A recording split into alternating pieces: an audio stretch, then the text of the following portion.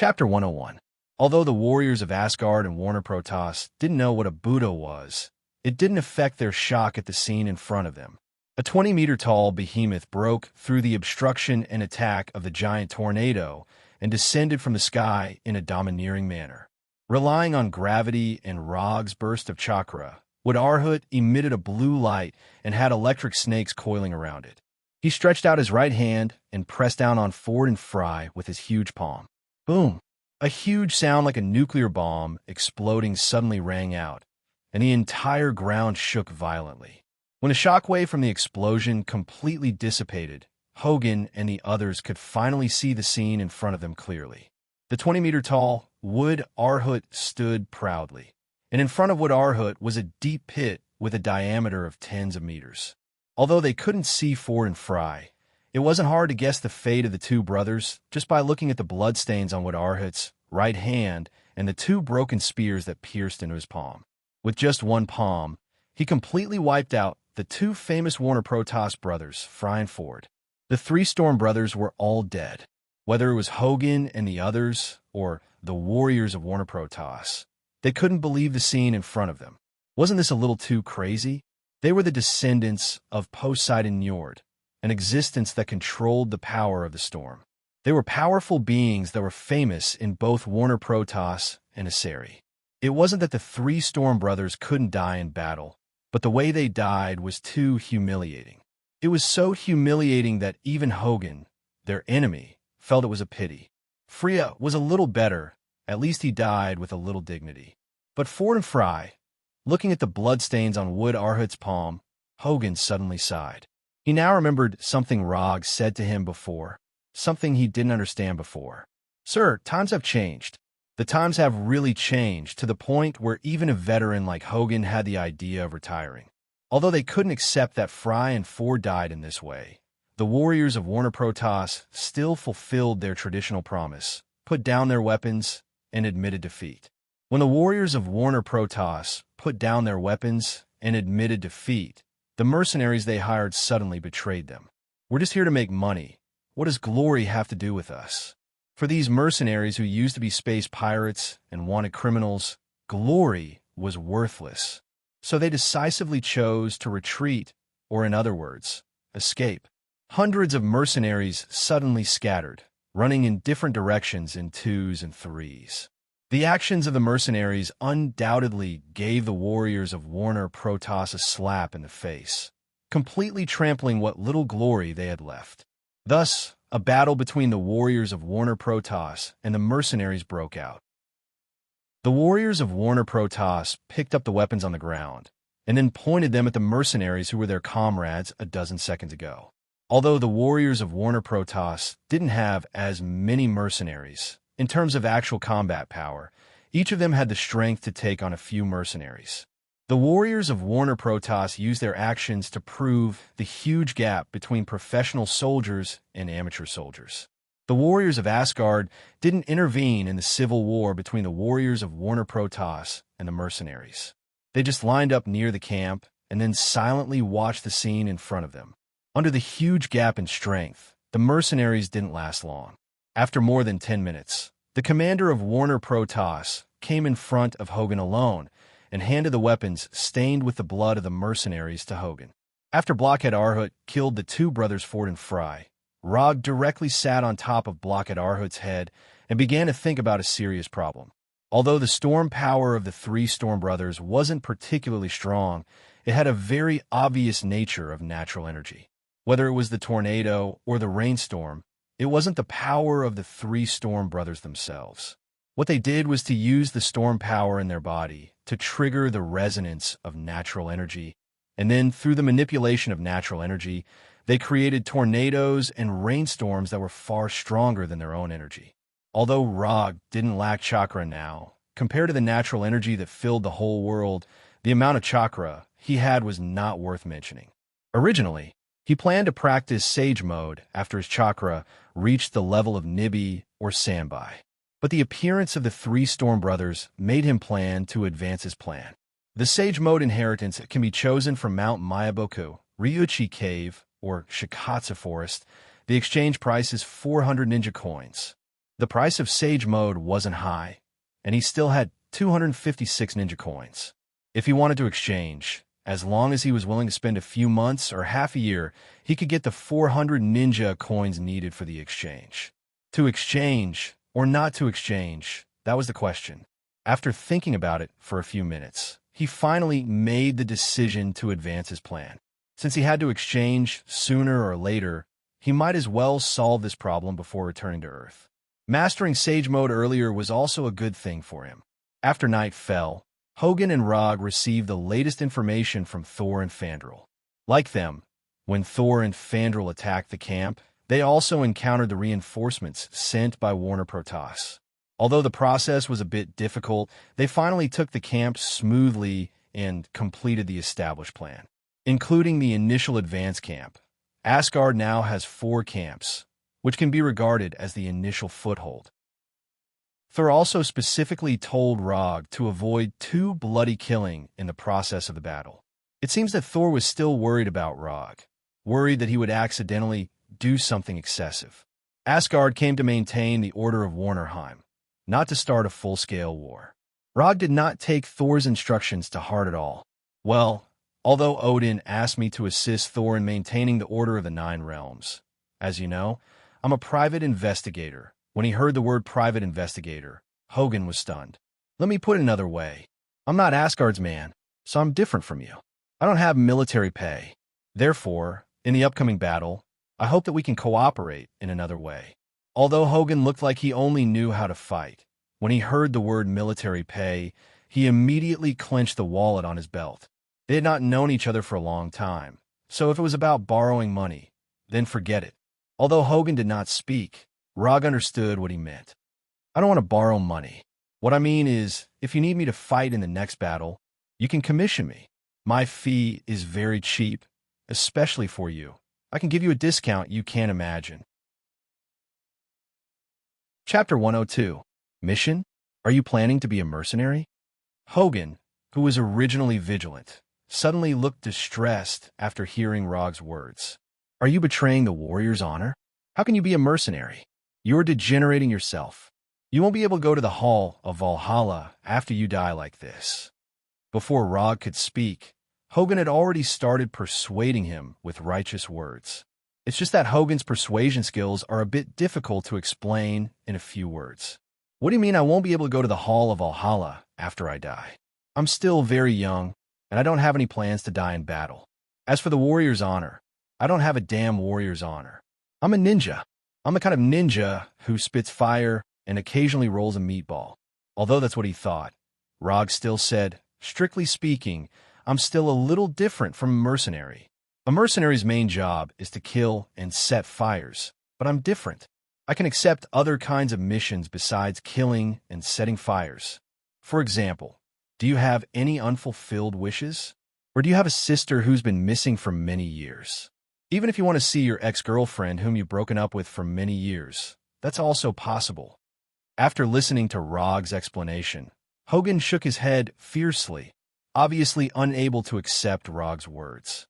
Either you give me the military pay I deserve based on my current strength, or you give me the military pay I deserve, or you can accept the form of commission that I propose. Choose one. There's no other choice. I'm an Earthling. I have no obligation to fight for Asgard. Looking at Rog's serious and irrefutable expression, Hogan seriously considered the huge amount of salary that matched Rog's combat strength. In the end, he still agreed to use the form of a commission in exchange for Rog's help. If it's a commission, it should be reimbursed, right? After resting in the camp for 3 days, Hogan and Rog went to the next target according to Thor's plan. In order to avoid the disastrous result of losing 3 camps in one day, Warner Protoss gathered more than 20,000 troops to support the front line in 3 short days. According to the latest information, the next target of Rog's attack, Karun Castle, already had more than 8,000 troops stationed there. Karun Castle originally had less than 2,000 troops, but after learning of the death of the 3 Storm Brothers, Warner Protoss sent 6,000 troops to reinforce Karun Castle. It was said that these 6,000 troops were the first batch of reinforcements. As for the remaining 14,000 troops, 10,000 of them were sent to Thor's side. What was grandeur? This was it. Saul alone took up half of the 20,000 reinforcements.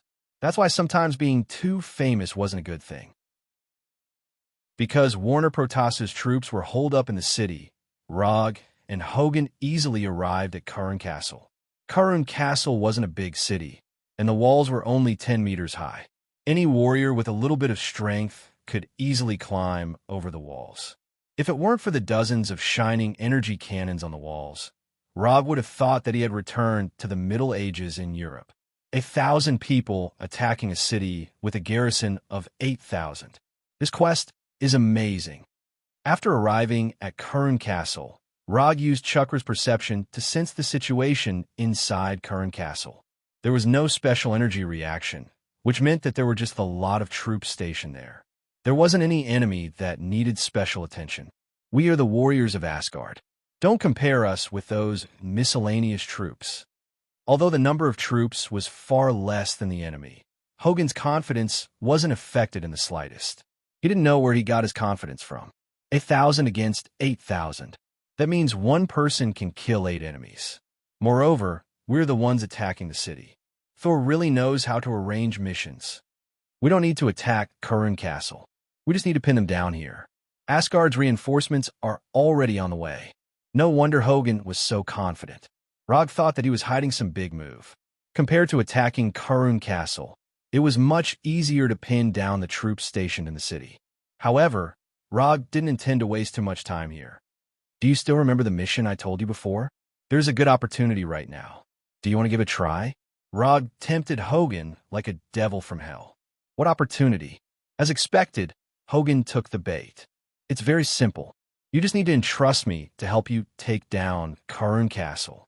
As for the reward, you can use URU metal instead. A city without high-level combatants. Even if there were more people, and most it would take a little more time. You want to attack Curran Castle alone? Hogan looked at Rog in disbelief. He knew that Rog's combat strength was very strong, and he had mastered a lot of strange abilities. However, there were 8,000 troops stationed in Curran Castle. Even if there were 8,000 pigs, it wasn't something that one person could handle. Not to mention that these people could fight back, run away, and attack in groups. Yes, as long as you give a reasonable reward, I can help you take down Curran Castle. Even though he had seen Rog fight several times, Hogan still couldn't believe that Rog could take down Curran Castle alone. Write down the content of the mission and the reward. Anyway, if I can't complete the mission, you won't lose anything. As long as I pay some URU metal, I can get Curran Castle. This deal is profitable no matter how you look at it. While Hogan was still hesitating, Rog directly took out the mission scroll from the summon scroll, and then handed it to Hogan. Maybe he was moved by Rog, or maybe he wanted to make Rog give up, but Hogan finally wrote down the mission on the scroll. When he wrote down the reward, he hesitated for a few minutes, and then wrote down a number that he wasn't very confident in. URU metal, 5 kilograms. Hogan just signed his name, and the relevant mission information appeared in the system's mission page. Mission content: capture Curran Castle. Mission status: incomplete. Mission reward: 80 ninja coins. Rog thought that this would be a very simple and easy mission, but after seeing the mission reward given by the system, he felt that he seemed to have overlooked something. If it was just a simple mission, the system would never give a reward of 80 ninja coins. This made Rog smell a trace of danger. Show me the latest information about Curran Castle. For the sake of safety, he decided to carefully study the current situation of Curran Castle. Even if he was very strong, he still needed to be cautious. This was a valuable experience that Rog learned from a certain hero. Chapter 103. Map of the city, garrison forces, weapons, and equipment. Although Rog didn't know where Hogan got all this information, but the information was so detailed that it was easy to make people think that there was a mole in the enemy's garrison, which helped him a lot. After carefully skimming through it a few times, Rog handed the several pages of information back to Hogan. But from the current information, he still didn't understand why the system gave him 80 ninja coins as a commission reward. But since he couldn't figure it out, he didn't want to think about it for the time being. You can go and prepare the URU medal now. I hope that when I come back, I can see those little guys with charming luster. After saying that, Rog walked out of the tent and went directly to the Karun Castle's gate. Kusanagi sword, Thunder Fan, plus Madara's armor. Rog felt that his current preparations were enough. The garrison of Karun Castle discovered the arrival of Rog and the others early in the morning, but they didn't have the slightest intention to take the initiative to attack. Going out to meet the enemy is cool, but people will die. Especially after knowing the news of the death of the three Storm brothers, the commander of Karun Castle completely cut off the idea of taking the initiative to attack. The commander of Karun Castle was very satisfied with the feeling of security now that he had the absolute advantage in terms of military strength and the protection of the city walls. However, after seeing Rog coming towards the gate, he suddenly felt a sense of danger in his heart. He didn't know why he had such intuition, but he decisively ordered the energy cannons on the city walls to aim at Rog. Being aimed at by more than a dozen shimmering cannons is not a very pleasant thing, because you don't know if these guys who are controlling the energy cannons will suddenly tremble. When he came to a place about 300 meters away from the gate, Rog stopped, held the handle of the Thunder Fan with his right hand, and took it from his back. Mission execute. After muttering in his heart, Rog used the body flicker technique and disappeared from everyone's sight. He rushed directly to the city gate like lightning. With the body flicker technique, he only needed 2 to 3 seconds to cover the distance of 300 meters. While the garrisons on the city wall were still searching for him, he had already crossed the city wall and arrived in front of the garrisons with the Thunderclap fan in hand. Ever since Rog obtained the Thunderclap round fan, he had always used it as a defensive equipment. But after fighting with the three Storm brothers, he felt that he could slightly change the purpose of the Thunderous fan. The troops stationed in Karun Castle had no idea how he had appeared. The only thing they could see now was the Thunder Fan that was flashing with blue lightning. Boom, boom, boom. 4 to 5 arm-thick bolts of blue lightning struck the garrison on the city wall like lightning serpents, instantly wiping out the garrison on Rog's right. Rog didn't use any ninjutsu. He just injected the Thunder Attribute Chakra into the Thunderclap round fan and then released it. Although this way of using it was simple and crude, it was very effective. With the sound of these lightning bolts, the siege of Karun Castle officially began. The huge gap in strength often means the birth of a tragedy. When Rog came to the city wall of Karun Castle, his personal performance began. In the face of these garrisons who were far weaker than him, Rog was like a hungry wolf rushing into a flock of sheep. Although the garrisons of Karun Castle tried to stop Rog, they soon found that it was completely impossible. No matter how many of them went up, Rog could always break through their encirclement in the first time and then give them several lightning bolts. What made them even more desperate was that with the passage of time, Rog's speed seemed to be getting faster and faster. They were now completely unable to see Rog's figure. All they could see now was one lightning bolt after another and an unreasonably large fan. It wasn't until today that the garrisons of Karun Castle learned that the fan can also kill people. Looking at Rog slaughtering the garrisons on the city wall like cutting vegetables and melons, the commander of Karun Castle had a tangled look on his face. As long as one's eyes weren't blind, it was very clear that there was a huge gap in strength between the garrisons and Rog. Although he was the commander of Karun Castle, he had to admit that his men were no different from ants in front of Rog. In an extraordinary world, without high-end combat power, this was the result of the scene in front of him.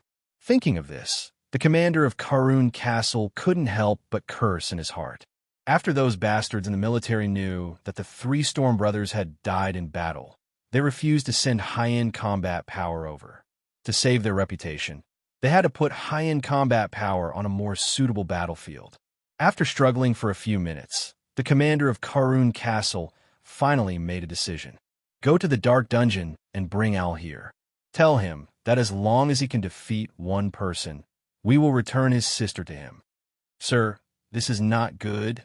Owl is, do as I say. I will take responsibility if there is a problem. More than 10 minutes later, Rog, who was on a killing spree on the city wall, saw the so-called owl.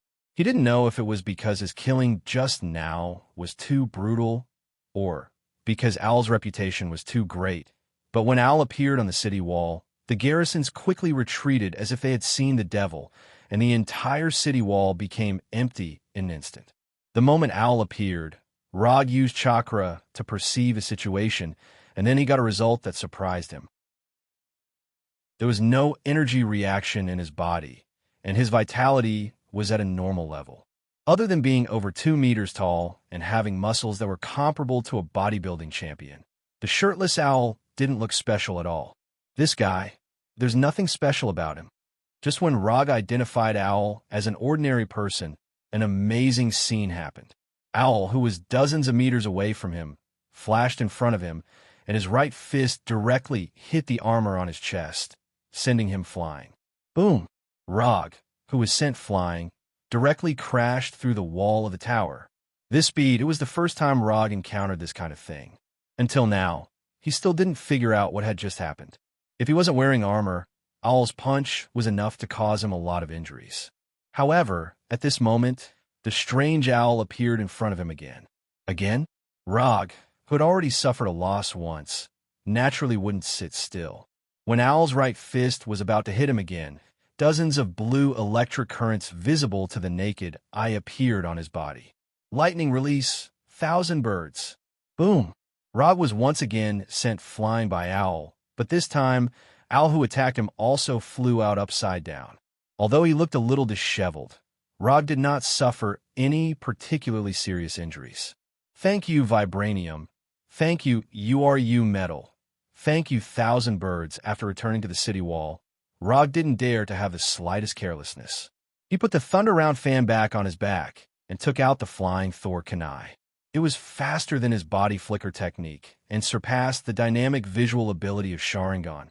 Rog, who is good at speed, met an enemy who is also good at speed for the first time.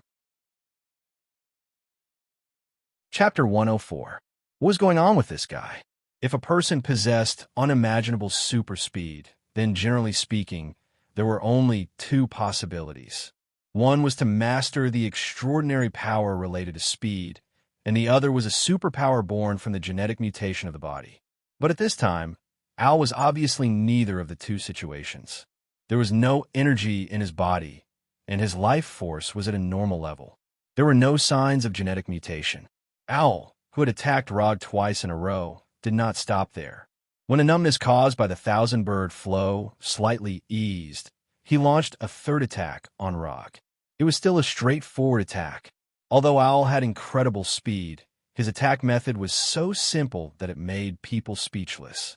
Relying on speed to come in front of the enemy, and then using his fist to attack the enemy. Rog, who had suffered twice, naturally would not be hit by such a simple attack again. At the moment when Owl's figure disappeared, he also used the blink technique to leave the place. Even so, Owl still kept up with his speed. Just when Owl's right fist was about to hit his head, his figure suddenly disappeared in front of Owl. Flying Thor. Rog returned to his previous position and picked up the flying Thor Kunai that he deliberately left in place. What kind of experience was it to fight with an enemy with super speed? This question had always been answered by Rog's enemy.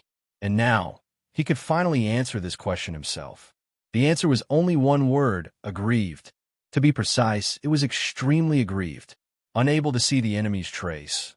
Unable to dodge the enemy's attack.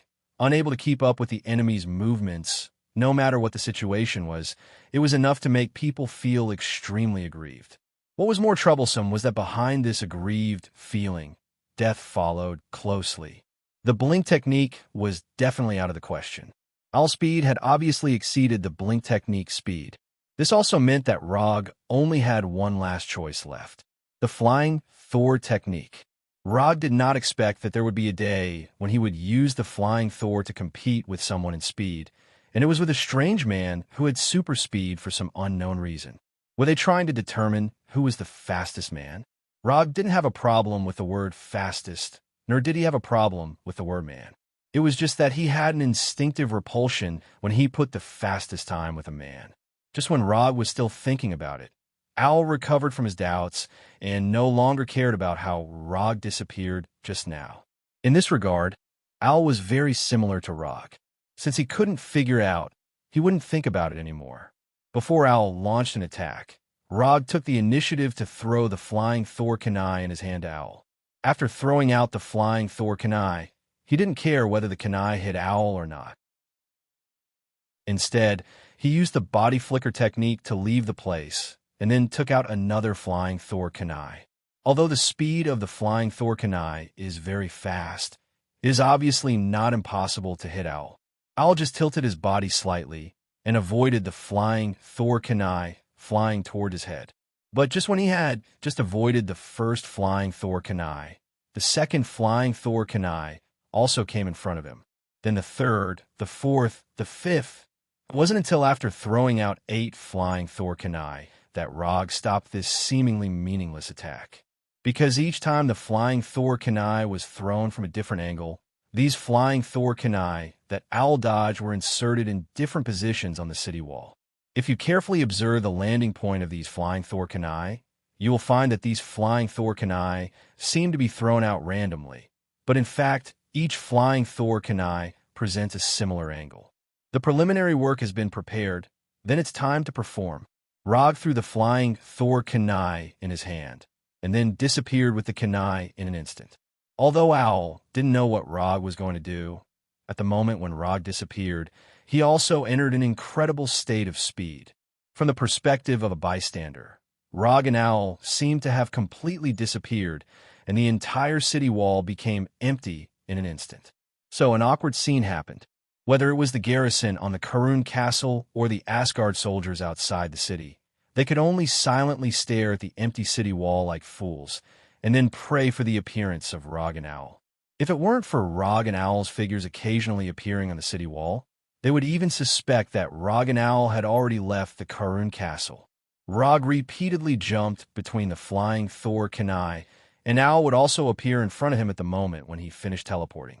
Then, he would jump again and again, and Owl would start to chase again. The whole process seemed to be very harmonious. After all, no one could touch each other, and naturally, there would be no so-called battle. Owl was like a hound that would never be tired, constantly chasing Rog, the prey. Although Rog could stop and counterattack, he didn't have such an idea at all. Before figuring out why Owl had such incredible speed, he would not have the intention to attack Owl. Until now, he finally understood why the system gave 80 ninja coins as a commission reward. An enemy with super speed is more difficult to deal with than an enemy with super physique. On the surface, Rog was just using the flying Thor to constantly teleport to avoid being hit by Owl. But in fact, he was silently perceiving everything in Owl's body through chakra perception. This was the first time he was perceiving an enemy so seriously.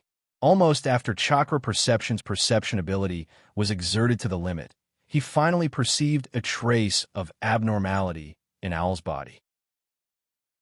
Every time Owl entered super speed, a mysterious force would appear in his body. This force would only appear for a short few milliseconds, and then completely disappear. It was this mysterious force that only existed for a few milliseconds that gave Owl unreasonable super speed. After figuring this out, Rog immediately came up with a new battle plan in his mind.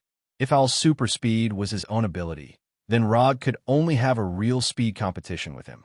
But since this speed was given to Owl by the mysterious force, then things became a lot simpler. After all, the power that doesn't belong to oneself is unreliable. Rog intended to let Owl experience what is called his own power. Chapter 105. In the face of an enemy, like Owl who relies on external forces, the best way is to use a seal. But the problem is that Rog doesn't know how to use a seal now. So he chose the second plan.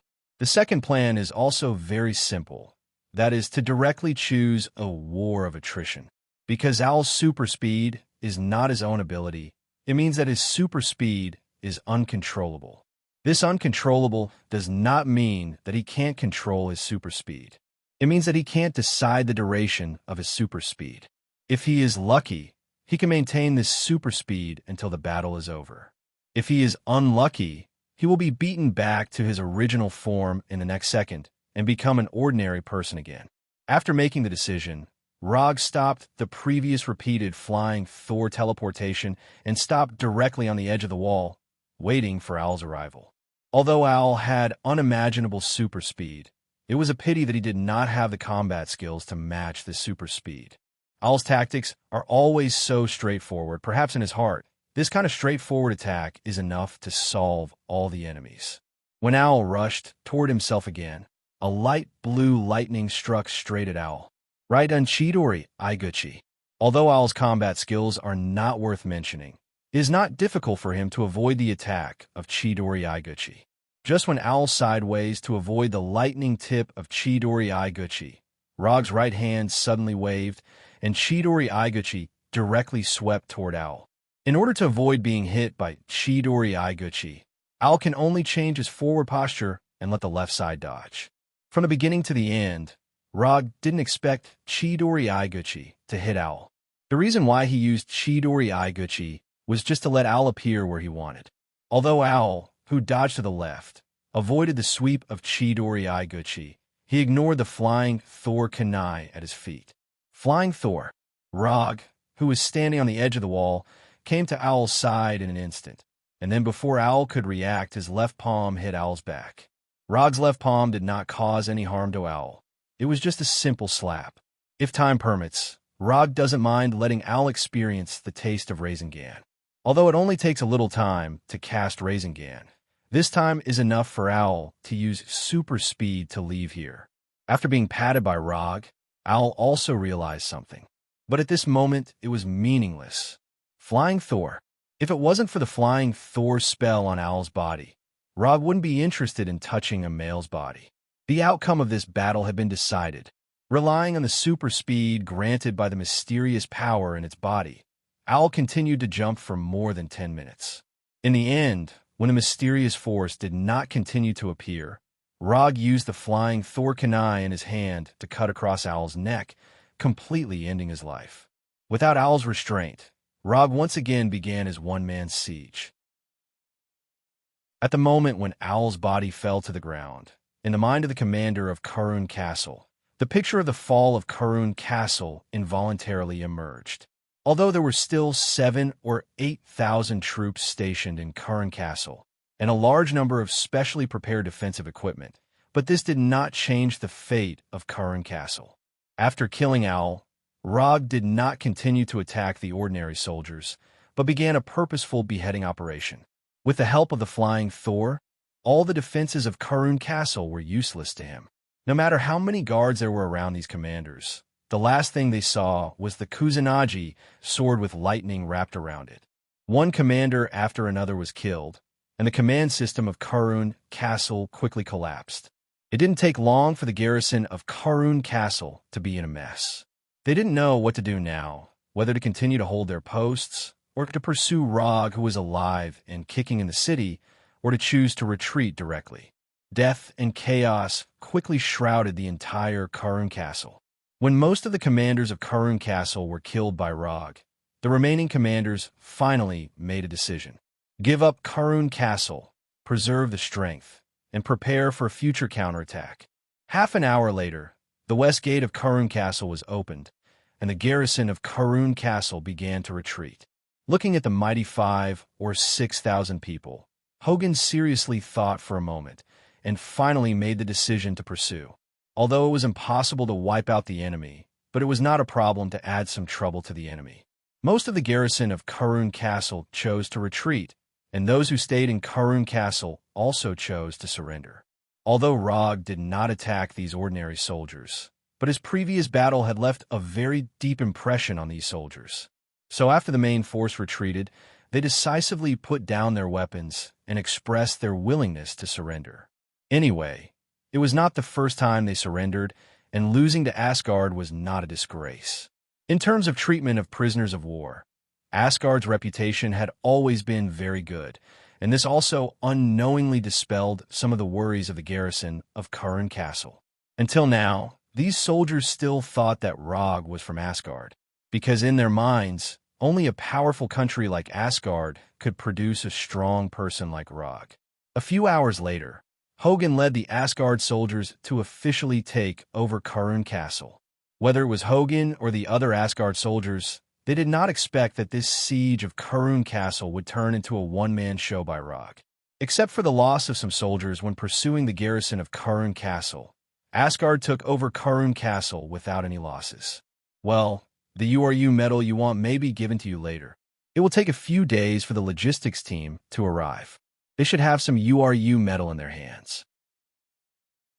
After all, they're the only ones who have army craftsmen, Hogun said to Rog with some embarrassment. The mission was completed, but he could not pay the reward. This was even more embarrassing for him than losing the battle. That's not urgent. I have a question now. Rog told Hogun about the special characteristics of Owl in detail, hoping to get some information from Hogun. If I'm not wrong, the energy on Owl's body should be the awakened divine power. But under normal circumstances, awakened divine power will exist forever and will not disappear like this. Hogun said with uncertainty. Awakened divine power? What is that? Rog continued to ask.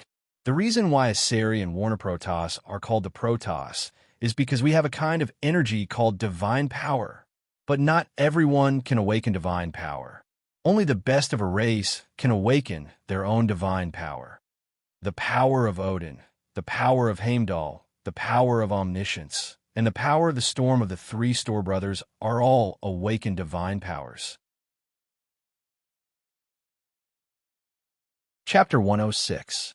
Although Hogun didn't awaken divine power, as an Asgard, and an Asgard officer with a high position, he still has enough understanding of divine power. Through Hogun's explanation, Rog also roughly understood the so-called divine power.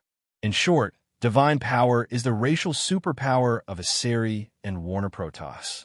However, this superpower is not caused by genetic mutation, and the difficulty and conditions of awakening are a bit high. According to Hogun, the proportion of awakening divine power is about 1 in 10,000. Of course, this is just a rough proportion. For those who are born in a good family, the possibility of awakening divine power is hundreds of times higher than ordinary people. This is the fundamental reason why Asari and Warner Protoss can maintain the aristocratic rule. From his point of view, Al was undoubtedly a lucky guy who was bursting with luck. But unfortunately, he doesn't seem to have received a complete education on divine power. Otherwise, the speed divine power in his body wouldn't show such a strange state. Both lucky and unlucky, Al may be the kind of person who has the legendary Schrodinger's luck. After waiting for a few days in Karun Castle, Hogun finally waited for Asgard's reinforcements and logistics team, and then handed over the agreed URU medal to Rog. Unconsumed ninja coins, 336. The system's commission reward is in his hand, and the URU medal is also in his hand. Rog's mood also became better. Because there is no next attack plan for the time being, Rog finally experienced a real alien trip in Karun Castle. There were all kinds of unknown Vanaheim specialty snacks, alien races from an unknown planet, alien weapons with strange shapes, and alien skin colors and hair colors that were all different from the aliens. Rog was like a real tourist, appearing in every corner of Karun Castle, tavern, weapon shop, food street, romance street. Although Karun Castle has just experienced war, it has no impact on the lives of the residents in the city. Everything in the city is developing according to this established trajectory. Without investigation, there is no right to speak. After a few days of tourist life, Rog found that he still prefers Earthlings or alien races that don't look much different from Earthlings, such as Warner Protoss. Because of the focus of Warner Protoss, after waiting in Karun Castle for a week, Hogun and Rog finally received the latest news from Thor. The process was a bit difficult, but Thor still completed the established goal and successfully took the target city. Fandral and Volstagg had also successfully completed their mission, and the number of Asgard's camps in Vanaheim had increased to 7. Although there are still 16 camps under the control of Warner Protoss, Asgard's early plan can be regarded as perfectly completed. From departure to the present, a total less than 2 weeks. According to this progress, it will take at most 3 months for Asgard to restore order in Warnerheim. 3 months for Asgard with an average lifespan of 5,000 years is a short period of time that doesn't need to be calculative. However, things didn't develop as smoothly as Asgard expected. 3 months passed in the blink of an eye. In the past 3 months, Asgard sent several reinforcements, increasing the number of Asgard soldiers in Warnerheim to more than 50,000. But even so, Asgard only recovered 7 camps in the past 3 months. Of the 23 camps, 14 have returned to Asgard's hands. The remaining 9 are still firmly in the hands of Warner Protoss. In the process of Asgard recovering camps, Rog didn't stay idle. He accepted several commissions from Thor and the 3 warriors of Sengoku. But he doesn't know if the system did it on purpose. But most of the commissions from Thor and the 3 warriors of Sengoku didn't pass the system's judgment. The few commissions that passed the judgment didn't give a high reward. Unconsumed ninja coins, 385. After 3 months, Rog's unconsumed ninja coins increased from 336 to 385. He only needed 15 ninja coins to get the Sage Mode inheritance, which is worth 400 ninja coins. After 3 months of serious consideration, Rog finally decided on which Sacred Ground's immortal technique inheritance he wanted to learn. In fact, he didn't need to think for so long. With the Wood Release and Hashirama Sage Mode, he only has one choice, and that is the Shikatsu Forest Sage Mode inheritance. The Toad Senjutsu of Mount Mayaboku is only suitable for people like Prince Ming. Even a fierce person like Jiraiya only got an incomplete Sage Mode after decades of learning. As for the Ryuchi Cave, Rog only thought for a second and refused. No matter what era it is, stay away from men who play with snakes. Their spirit is a bit. He doesn't know if the system will pack a summon contract of a living slug after redeeming the Sage Mode inheritance. Just when Rog started to imagine some beautiful things, Thor came to him with Thor's hammer. Sif came with Thor. Sif finally appeared on Asgard's list. As for whether it was her own wish or Queen Freya's arrangement, only the 2 of them knew. There are more and more garrisons in Magwang City. I hope you can go in and see if there are any loopholes in the defense line. We have been delayed here for too long, Thor said to Rog with some tiredness. The Magwang City he mentioned was the culprit that caused their progress to be seriously delayed. Asgard wasn't the only one who will increase their forces. After Thor joined Rog and others, Warnerheim also increased their frontline forces. There are now more than 40,000 garrisons in Magwang City, and there is no lack of Warner Protoss's high-end combat power. Magwang City is one of the 5 main cities in Warnerheim. It has high walls and many soldiers, and it is easy to defend and difficult to attack. What's more troublesome is that this is a place that has to be fought for. Whether they can take down Magwang City directly determines whether Asgard can successfully recover the rest of the camp. In the past 3 months, Asgard spent most of his time attacking Magwang City. It has been almost 2 months since the day of the attack. In the past 2 months, Thor has climbed the walls of Magwang City more than once, but he was beaten back. Thor is a Ceres Thor, and Warner Protoss naturally has their own Thor, and more than one. Now in charge of commanding the Magwang City garrison is Warner Protoss's 2 Thor, 2 female Thor. In other words, the twin female Thor, Vigdigni, and Weigelf. Chapter 107. Unlike Thor, who currently needs Thor's hammer to control his own thunder power, Vigdigni and Weigelf can already use their own thunder power without any external help. Just by looking at this point, Saul had already fallen behind the 2 female thunder gods on the opposite side. If it weren't for Thor, the current situation would not be Asgard soldiers besieging Magwang City, but Magwang City's garrison chasing after Asgard soldiers. Old rules, you know. As soon as the voice fell, Rog summoned a commission scroll and threw it directly to Thor. Although most of the tasks entrusted by Thor did not pass the system's judgment, in general, Rog still made some money from them. You may make a profit but I will never lose. Commission content. Sneak into Maguang City to inquire about the defense line intelligence. Commission status. Incomplete. Commission reward. 10 ninja coins. When Thor finished writing the commission content, a new commission appeared on the system's commission page. Glancing at the information on the system page, Rog frowned slightly. The difficulty of the commission is not high, but the commission reward is a bit low. Even if this commission is completed, there's still 5 ninja coins left from the 400 ninja coins needed to exchange for the immortal art inheritance. On purpose. The system is definitely on purpose. Although the commission reward is a bit lower than what I expected, but no matter how small the mosquito leg is, it's still meat. Saving ninja coins, isn't this the same thing? Before leaving, Rog glanced at the reward on the scroll. 10 kilograms of URU metal. It's not too much, not too little, it's enough. Since accepting commissions, Rog has asked for URU metal as the commission reward every time. This also led to a bit of an awkward situation. Those precious weapons that originally needed to be repaired with URU metal have not been repaired because of Rog.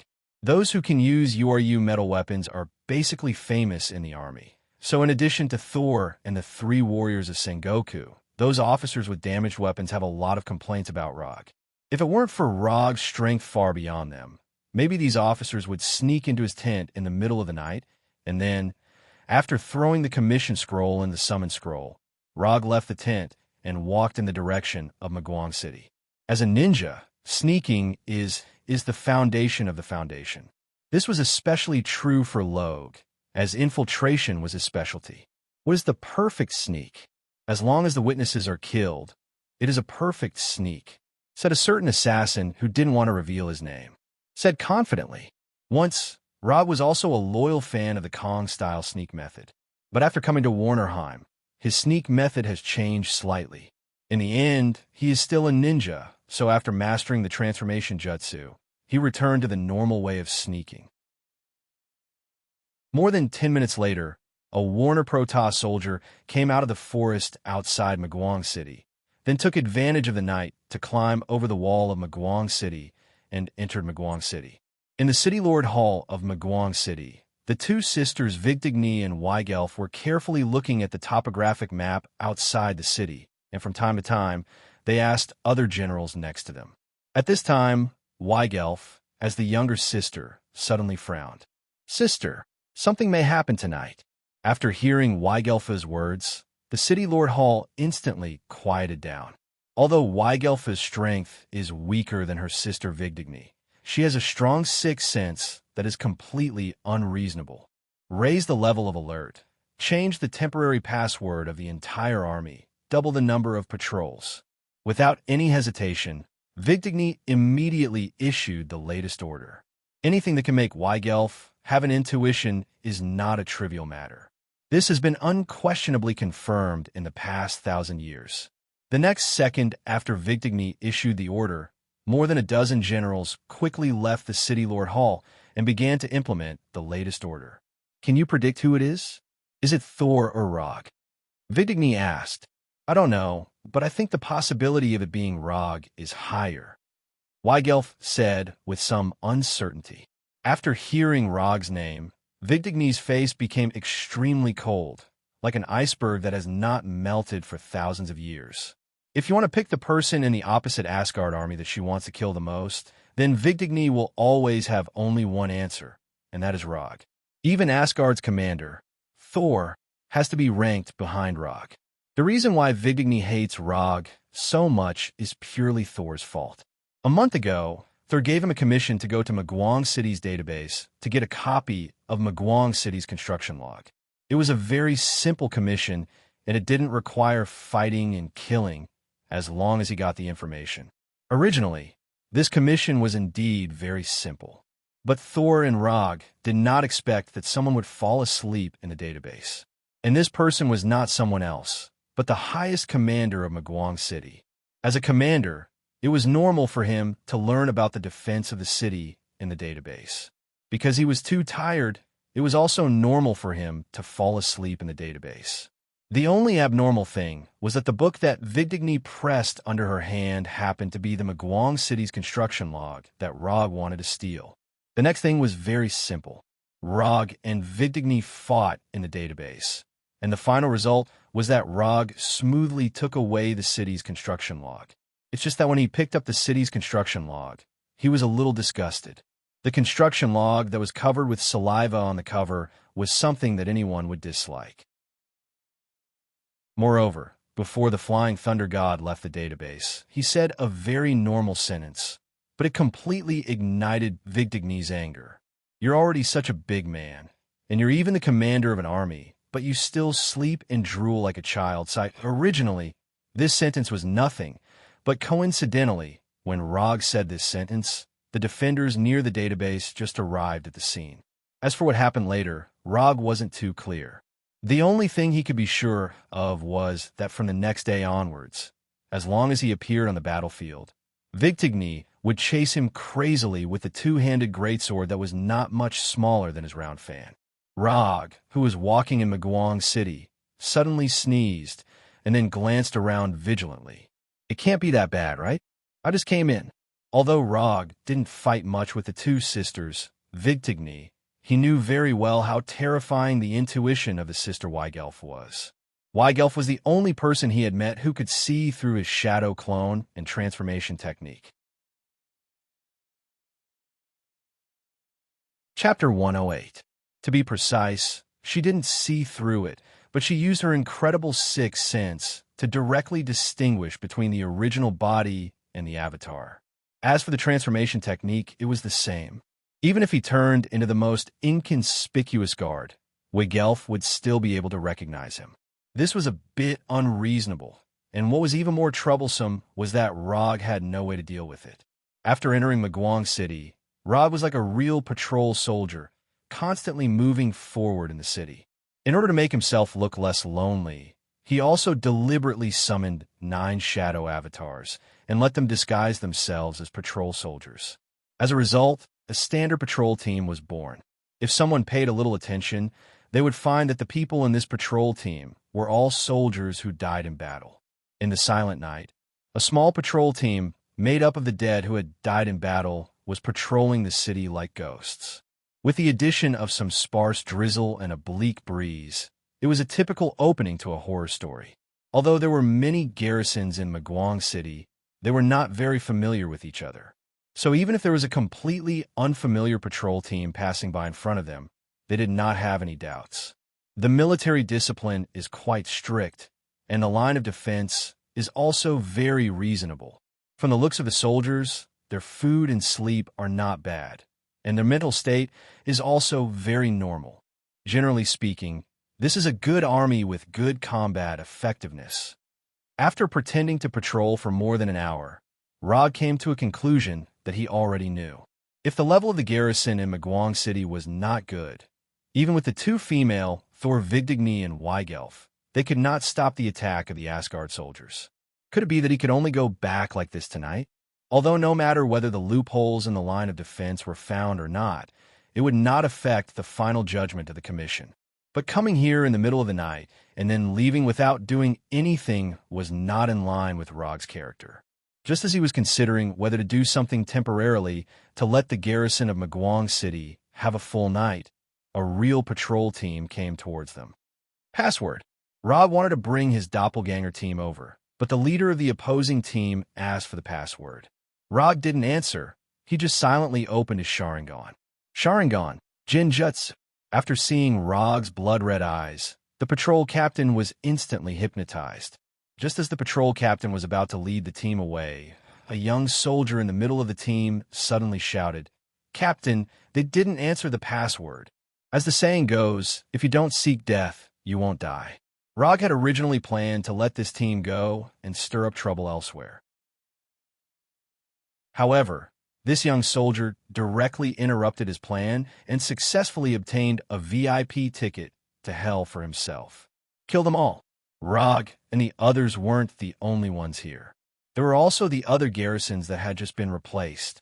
The 9 doppelgangers shot, at the same time, more than 40 garrisons, including the patrol team, only lasted for less than a minute before all of them turned into corpses. When the doppelganger killed all the surrounding witnesses, Rog removed the doppelganger and quickly left. Although the garrisons didn't have time to send out an alarm signal, their bodies would be found sooner or later, so Rog didn't bother to continue to disguise himself and directly rush to the more valuable targets. If you want to quickly destroy the morale of an army, there are two ways. One is to carry out a decapitation operation and directly destroy the command system of the army. This is Rog's preferred method, but here, the difficulty of the decapitation operation is a bit high, so he directly abandoned this plan. As for the second method, it is to destroy the logistical support system of the army, that is, burn the military food. This kind of thing, Rog just did it once half a month ago, and he can be regarded as a skilled technician. Under the cover of the night, Rog moved forward quickly like a ghost. Although he still didn't know where the rations were hidden, it wasn't a difficult task for him to find them. Intimidation, threats, torture, hypnosis. After several efficient inquiries, Rog successfully learned the location of Maguang City's military food storage from a few unlucky guys. Because of his attack half a month ago, Maguang City no longer concentrated all the military food in one place, but stored it in 5 different warehouses. They have become cautious. The amount of military food stored in the 5 warehouses varied. Rog directly excluded the warehouse with the most military food and planned to go to the warehouse with the second most military food. Just as he took a few steps, he suddenly remembered something, and then took out an Asgard gold coin from his pocket. He saw him throw the gold coin, and then after confirming the front and back, he repeated this action 3 times. After these rounds of random selection, he finally determined the final goal. The goal, the warehouse with the 4th most military food storage. The reason why he used the method of throwing the gold coin to determine the target was purely because Weigelf's strong 6th sense left a deep impression on him. He didn't want to fall into an ambush prepared by the enemy because of a random choice he made. After determining the target warehouse, Rog didn't go immediately, but summoned 4 shadow clones. In the face of an enemy like Weigelf, no matter how cautious he is not too much. The main body went to the 4th warehouse, and the 4 shadow clones went to the other 4 warehouses. In this way, even if he bumped into Weigelf in the 4th warehouse, he could directly go to the other warehouses through the Thor. This is not fear. This is necessary caution, the caution of a ninja. After confirming that there is no problem, Rog began to go to the 4th warehouse. Although there are a lot of soldiers guarding, it is still normal. There is no particularly strong energy fluctuation around. This should not be a trap. After coming to the 4th military food warehouse, Rog first used chakra perception to perceive the surrounding environment, and then rushed to the warehouse like lightning. Fire release. Grand fire annihilation. The blazing flames rushed to the warehouse like a huge wave, and then under Rog's gaze, it was blocked. A wall-like energy barrier appeared out of thin air, blocking all the blazing flames of the grand fire annihilation. At the same time, a hemispherical barrier with a diameter of several kilometers was instantly formed. When the energy barrier appeared, Rog established a link with the Flying Thunder God on the Shadow Clones and planned to directly leave here with the Flying Thor. However, the appearance of the hemispherical barrier completely shattered his hope. The Flying Thor technique disappeared. Chapter 109. No, it didn't disappear. It's that the entire space was completely isolated. Although the strength of the Shadow Doppelganger is not as good as his main body, but to silently destroy his Shadow Doppelganger and erase the Flying Thunder God technique from the Shadow Doppelganger, it is definitely not something that the Vannas of Maguang City can do. To be able to break the connection of the Flying Thor technique, only a barrier that also has the power of space can do it. So what is the function of this hemispherical barrier in front of him? It's very obvious. I didn't expect that you would be willing to waste so many resources on me. When Rog spoke, the energy barrier in front of the warehouse door disappeared, and the 2 sisters, Vigtigny and Weigelf, wearing pale, golden armor, came out. As long as we can kill you, It's worth it even if we have to pay more resources. As soon as the voice fell, the blue cloak on Vigdigny's body fluttered without wind, and a light blue lightning appeared around her. Is it necessary? Didn't I just say that you drool in your sleep? Getting angry over such a small matter isn't something a qualified commander would do. Compared with the frosty Vigdigny, Rog at this time was much more casual, as if he didn't realize that he was in a trap. On the surface, he was still as calm as ever. But in fact, he has been silently praying in his heart. Thor, if you have a little conscience, come and save me quickly. Small matter. You actually think this is a small matter? After hearing Rog's words, the lightning on Vigdigny's body suddenly became thicker, and even her eyes flashed with a light blue current. Because of Rog's words, now the entire garrison of Magwang City knows that their commander drools when she sleeps. This news even began to spread in the capital of Warner Protoss. After living for so many years, Vigdigny felt the power of public opinion for the first time. Rog must die. Feeling Vigdigny's murderous intent, Rog directly summoned his Thunder Fan and Kusanagi sword, ready to fight at any time. Fortunately, he had the occult scroll with him. Otherwise, he could only use the flying Thor Kunai to fight against Vigdigny. Although Vigdigny was a woman, she was a woman who had awakened the divine power of thunder. Moreover, she was a woman who was in a state of extreme anger. When facing such an enemy, one could never be too careful. Moreover, she had Weigelf, who had a strong sixth sense by her side. The battle between the two female Thor from Warner Protoss and the upright ninja from Earth was about to start. Vigdigny didn't give Rog too much time to prepare. At the moment when Rog summoned his Kusanagi sword and Thunder Fan, she had already raised the two-handed greatsword in her hand and attacked Rog like lightning. It was just a simple straight charge, but Vigdigny broke out with all her strength. Her whole person was like a real lightning that came in front of Rog, and then a thunderous strike. Boom! The two-handed greatsword wrapped in lightning and Thunder Fan fiercely collided with each other, and a strong explosion like a small nuclear bomb broke out.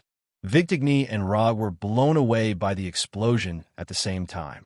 The powerful shock wave of the explosion also directly killed all the guards near the warehouse. This woman is really crazy. Even if most of the energy was absorbed by the Thunder Fan, Vigdigny's sword still made Rog's right hand slightly numb. If he didn't have Sage Body and used Strange Body technique at the first moment, Vigdigny's sword was enough to send him flying. Shadow Clone Technique. Before Rog landed on the ground, he quickly used Shadow Clone Technique. His whole person seemed to be infinitely multiplying and instantly created 30 shadow clones. Of course, these shadow clones were not used to attack Vigdigny. In front of Vigdigny, who controlled lightning, these shadow clones were no different from balloons. As long as she released lightning once, she could take away most of the shadow clones. When these shadow clones appeared, they didn't hesitate and used body flicker technique at the first moment. Like a flock of frightened birds, they quickly disappeared from the warehouse.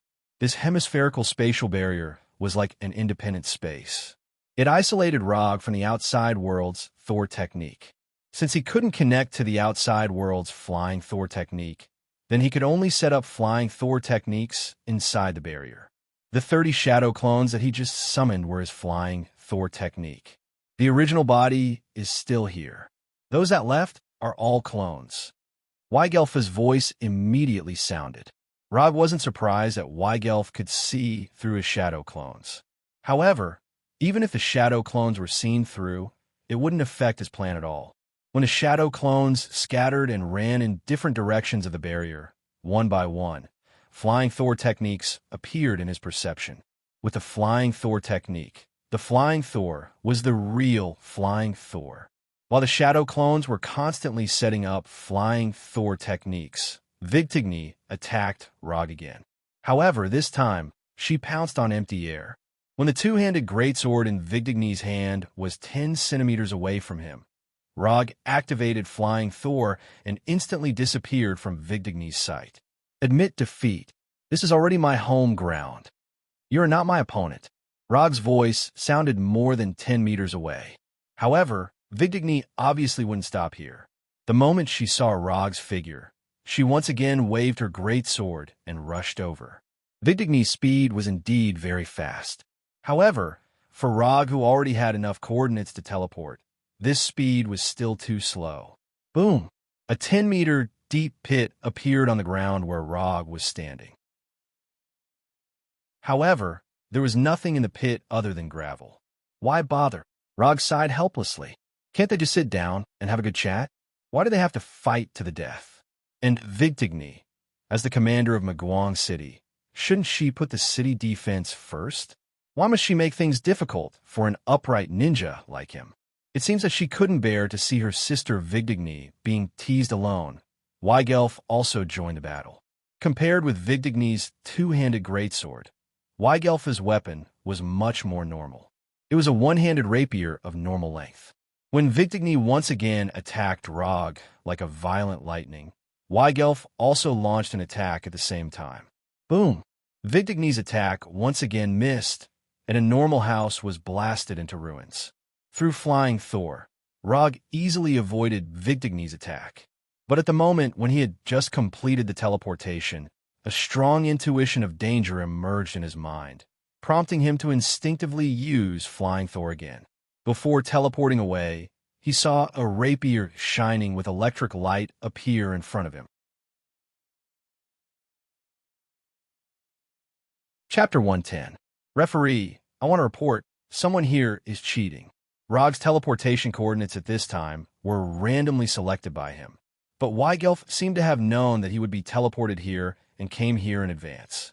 If his speed was slower, then the thin sword with electric light would have skewered his head like a stick of sugar-coated haws.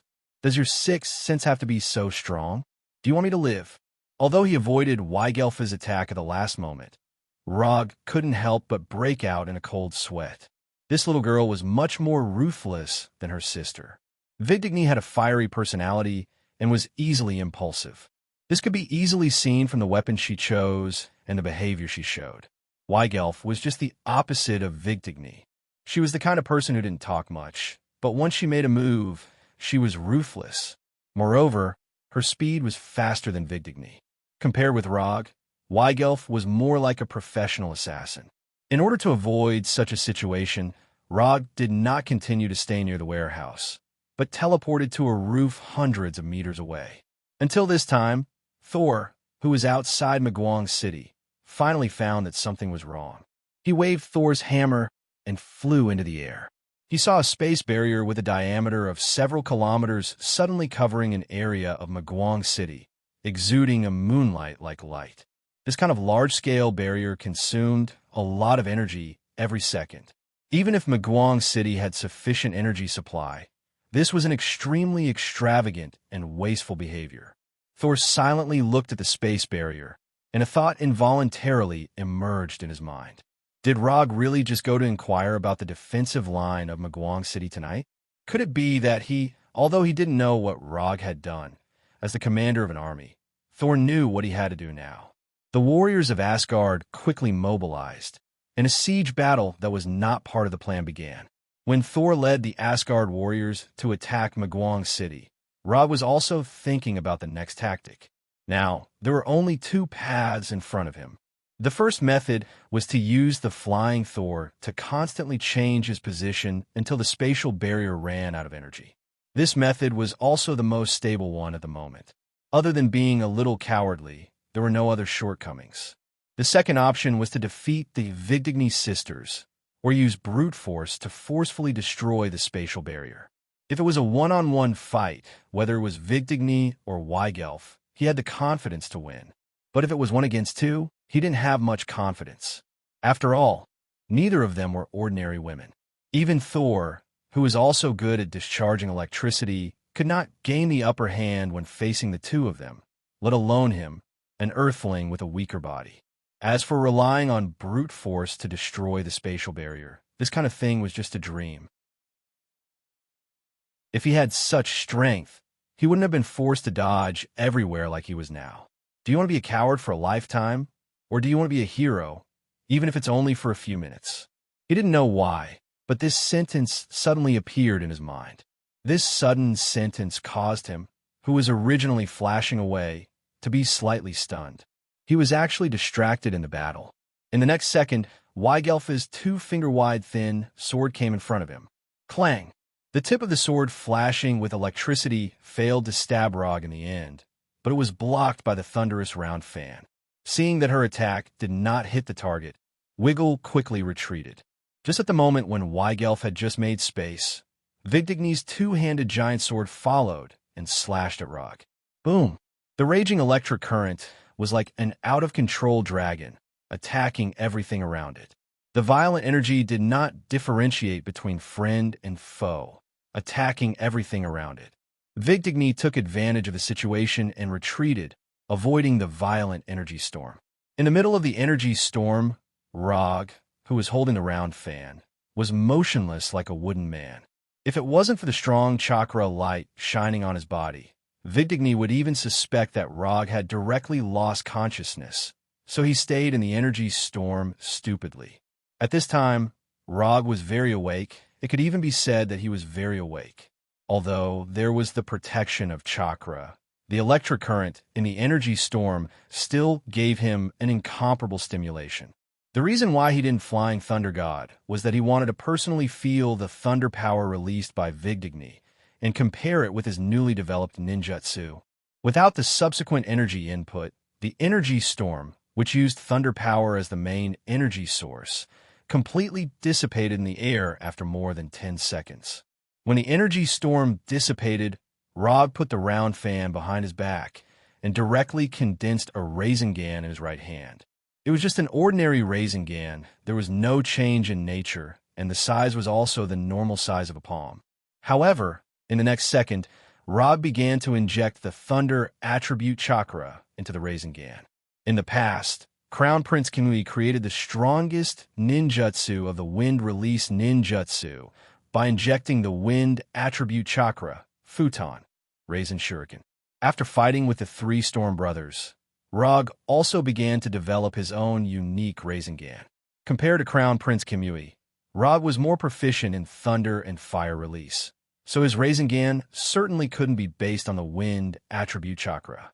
The Rasengan, which was originally the size of a palm, instantly expanded to the size of a basketball. At the same time, a light blue lightning appeared on the surface of the Rasengan, and it madly flowed irregularly and showed a phenomenon of electric current discharge. Right on, spiral railgun. Strictly speaking, this ninjutsu was in an incomplete state because Rog didn't do any actual combat testing of this ninjutsu. However, it was obviously not the time to care about these small details. The moment the spiral railgun was formed, Weigelf's 6th sense sent out a strong warning signal. Danger! Retreat quickly! Without any hesitation, Weigelf came to Vigdigny's side like lightning and directly pulled Vigdigny's right hand and quickly retreated. Looking at Vigdigny's figures retreating quickly, Rog slowly raised his right hand and silently aimed the spiral railgun at the 2 sisters. The reason why he named this ninjutsu spiral railgun was, on one hand, because this ninjutsu had a super long attack range and super fast attack speed, just like a real railgun. On the other hand, it was his little faith. The electric sparks dancing on your fingertips are my undying faith in this life. Chapter 111. Only the super electromagnetic gun will last forever. Boom! The electromagnetic gun in Rog's hand disappeared in an instant. A light blue beam of light entwined with an electric snake emerged out of thin air and crossed the entire Magwang city. The electromagnetic gun first hit the 2 sisters, Vigdigny, and then it penetrated all the obstacles in the attack path without any reduction in power. Houses, enchantments, city walls, nothing could stop this light blue beam of light. It wasn't until it hit a small mountain more than 10 kilometers away from the city that the beam of light finally stopped. The next second, an orange-red fireball soared into the sky like the sun. The earth began to shake. The hurricane formed by the shock wave struck the surroundings like a tsunami. Wherever it passed, It was a mess. When the flames of the explosion dissipated, when everything began to return to calm, the hill that originally stood outside Maguang City had completely disappeared. Instead, there was a circular deep pit with a diameter of several kilometers. Electromagnetic gun, one shot, soul. Like a natural disaster, the battlefield that was originally fighting suddenly quieted down. The entire battlefield seemed to have been paused suddenly, and everyone couldn't help but look in the same direction. Is this really something that a human can do? Regarding the fact that Rog is an Earthling, it has been spread to Asgard and Warner Protoss as early as a few months ago. A guy who is active on the battlefield like he is on steroids and has super combat power. No matter where he is, he will be the focus of investigation. But after seeing the scene in front of them, they found that they still underestimated Rog. After the battlefield was strangely silent for more than 10 seconds, there was a burst of excited shouts. Those who shouted excitedly were all Asgard soldiers. As for the Warner Protoss soldiers on the defending side, their faces were as ugly as they could be at this time.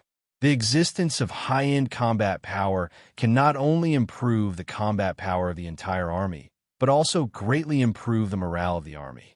The terrifying power of the electromagnetic gun raised the morale of Asgard to the peak in an instant. The siege of Maguang City also began once again amidst the howls of the Asgard soldiers. Unlike the excited Asgard warriors, Rog wasn't happy at all. The power displayed by the spiral electromagnetic cannon did not disappoint him. In fact, it had far exceeded his expectations. However, the aftereffects of the spiral electromagnetic gun were far beyond his expectations. Other than the numbness in his right arm, he couldn't feel anything. He couldn't even clench his fist. Not only that, the flow of chakra in his right arm was also severely obstructed. It felt like the F1 track had turned into a sidewalk. Don't be fooled by the fact that he was standing motionless like a peerless expert. In reality, his battle prowess had been severely reduced by several times. Fortunately, there was no one who would attack him now. Vigtigny and Weigelf, who were most likely to attack him, were now lying weakly in the ruins of the house, gasping for air. Especially Vigtigny. She was vomiting blood from time to time. Although the spiral electromagnetic gun didn't directly penetrate their bodies, even if they were just grazed by it, the powerful power of the spiral electromagnetic gun still brought unimaginable damage to them. If they hadn't awakened the power of thunder, their bodies would have been completely destroyed by the violent energy of the electromagnetic gun at the moment they were grazed by the spiral electromagnetic gun, and then instantly scorched and dissipated. The only fortunate thing was that Rog had not conducted any actual combat tests on the spiral electromagnetic gun ninjutsu before. So when he first used this ninjutsu, there was a small deviation in his accuracy. This was also one of the important reasons why Vigtigny could survive. At the moment when Rog had just fired the spiral electromagnetic gun, Weigelf received a death reminder from her intuition. But this reminder was meaningless. At the moment of firing, the spiral electromagnetic gun had already reached its maximum speed, and she had no time to dodge. So she could only watch helplessly as the spiral electromagnetic gun came in front of her. And then, Rog's current state wasn't very good, but Vigtigny's state was worse than his. After confirming with Chakra's perception, he began to walk towards Vigtigny. The enemy hero's health was low, and this was the best opportunity to take the last hit. After continuously using the body flicker technique, Rog came in front of Vigtigny and looked down at them lying on the ground. Now, they were no longer as majestic as before. If they weren't wearing armor, they would look like refugees who had been stranded in a foreign land because of the war. There was still a little difference. They were refugees with good figures and outstanding looks. Pulling out the Kusanagi sword from his waist with his left hand, Rog calmly said to the two of them, "In your next life, be an ordinary woman and don't come to the battlefield again." After saying that, Rog raised the Kusanagi sword in his hand and stabbed forward. Just as he stabbed with the Kusanagi sword, a lightning bolt as thick as an arm fell from the sky and directly struck the Kusanagi sword in his hand. Boom! This sudden lightning bolt didn't hit the Kusanagi sword, but fell to the ground. You can't kill them, Their mother is Gerwig. Killing them will provoke an all-out war between Asiri and Warner Protoss. The one who summoned the lightning to attack Rog was none other than Thor. After flying in front of Rog, he briefly explained the reason. "You're the commander. You have the final say." Since Thor said so, Rog could only put away the Kusanagi sword and ignore Vigdigni and Sora. Although Vigdigni and Sora avoided death, they also became Thor's prisoners of war. Magwong City eventually fell into the hands of Thor. After capturing Vigdigni and Sora, it was only a matter of time before Magwong City fell. Except for some stubborn generals who led the troops to break out, most of the garrison chose to surrender. Asgard successfully took down Magwong City, a city with great strategic value. According to the post-war statistics, Magwong City had more than 40,000 garrison troops. Nearly 5,000 people died in the siege, 30,000 people surrendered, and nearly 8,000 people successfully escaped. Asgard, as the side that attacked the city, also paid the price of more than 6,000 people. Although Asgard's total force in Warnerheim was more than 50,000 people, more than 10,000 of them were garrisoned in 7 camps, so the troops that really followed Thor to fight were less than 40,000 people. The army of less than 40,000 people had to watch over 30,000 prisoners, and at the same time, they had to defend Magwong City and guard against the counterattack of Warner Protoss. Thor was having a headache now, but he wasn't the one with the biggest headache, because Rog was having a bigger headache than him. My right hand won't be wasted like this, right? Chapter 112. It's been 5 days since the original battle, but Rog's right hand still hasn't recovered to the state before he used the electromagnetic gun. The physical damage was completely healed in less than 2 days, thanks to the immortal body's powerful recovery ability. However, the chakra meridian system in his right arm is still in a serious state of blockage. For this reason, he specifically consulted the military doctor of Asgard and got a useless answer. Pay attention to rest, and you'll be fine after a few days of rest.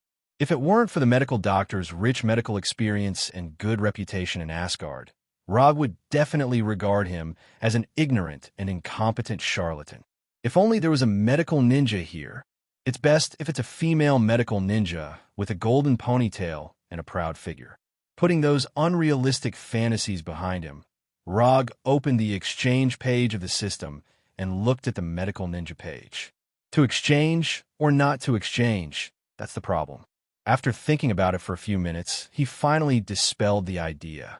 He's good at killing people, but saving people is out of the question. It's impossible to have a medical ninja not in this life. Although the chakra meridian system in his right arm is still in a serious state of blockage, compared to the time when he used the electromagnetic gun, it's already improved a lot. It's probably equivalent to upgrading from a sidewalk to a bicycle path. So even if he doesn't do anything, the Sage mode will repair the damaged meridian system. The only problem is that he doesn't know how long it will take to completely restore it to its original state. For a right-handed ninja, it's a very serious problem that he can't use chakra with his right hand. This will not only affect the ninja's strength, but also affect the ninja's self-confidence. So he intends to solve this problem in his own way as soon as possible. If he guessed correctly, the blockage of the meridian system in his right arm should be related to his imitation of the Thunder God's power. The electromagnetic gun is a brand new ninjutsu that he created based on a Rasengan and added the Thunder God's power to chakra, and then borrowed the railgun, Baijidama, Thunder God, and other things. Most of them were reliable. The only thing that wasn't reliable was the divine power of thunder that he had imitated. Of course, it is also possible that the side effects of ninjutsu are too great beyond the tolerance of the meridian system, so this situation occurred. However, no matter what the reason was, he could not allow anything to happen to the golden right hand. He doesn't know any medical ninjutsu, and there is no way to quickly improve his sage body, so he intends to use a simple and violent method with high success rate to solve this problem by force. Since chakra couldn't solve the problem, he would use the immortal technique chakra to solve it. If he remembered correctly, The sage mode of the Shikatsu forest had the ability to borrow natural energy to greatly increase the vitality of the body. Not only could it increase one's speed and defense, but could also increase one's attack range and power through natural energy. As for the Senjutsu chakra, it can increase the power of his ninjutsu, taijutsu, and genjutsu by leaps and bounds. This is not something he needs to pay too much attention to at the moment. It is said that when the sage body of Hashirama meets the sage mode of a Shikatsu forest, there will be some wonderful changes. As for whether this information is reliable or not, Rog can't be sure. Unspent ninja coins, 395. The sage mode of the Shikatsu forest required 400 ninja coins. As long as he completes one more commission, he will have enough ninja coins. Thor, he can directly exclude him. He shouldn't have any commissions in the near future. The 3 warriors of Sengoku, their URU medal quota for the next few hundred years has already been used up. As poor people, they won't have any commissions for the time being. Sif, although she has enough URU medal quota, she doesn't particularly approve of Rog's commission. It can even be said that she is very against it. So, she can also be excluded. As for the rest of the officers and generals who have URU medal quota, they forget it, I won't consider them. After thinking about it seriously, Rog found that there are only a few potential clients in Asgard. How about expanding the scope of business, or adding Warner Protoss to the client whitelist? Although he's killed a lot of Warner Protoss people in recent months, strictly speaking, he is just a hired thug by a Sari. But this can only be thought in his mind. Compared with the commission, Warner Protoss may want to know how to kill him, using that kind of inhumane, bloody, and painful way to kill him. After sighing helplessly, Rog left his room and walked to the other side of the city. After 5 days of reorganization, Asgard has completely controlled this extraordinary city. Although there are still some stubborn people who launch some meaningless attacks from time to time, it didn't affect Asgard's control of Magwang City. After passing through a few streets, Rog came to a manor that was strictly guarded by Asgard soldiers and didn't hesitate to consume energy. Lord Rog, when he came to the gate, the Asgard soldier in charge of guarding the gate immediately saluted Rog. I'll go in and take a look. You can continue with your mission.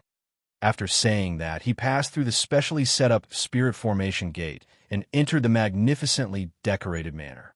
Although the area of this manor is not very large, the decoration is extremely exquisite.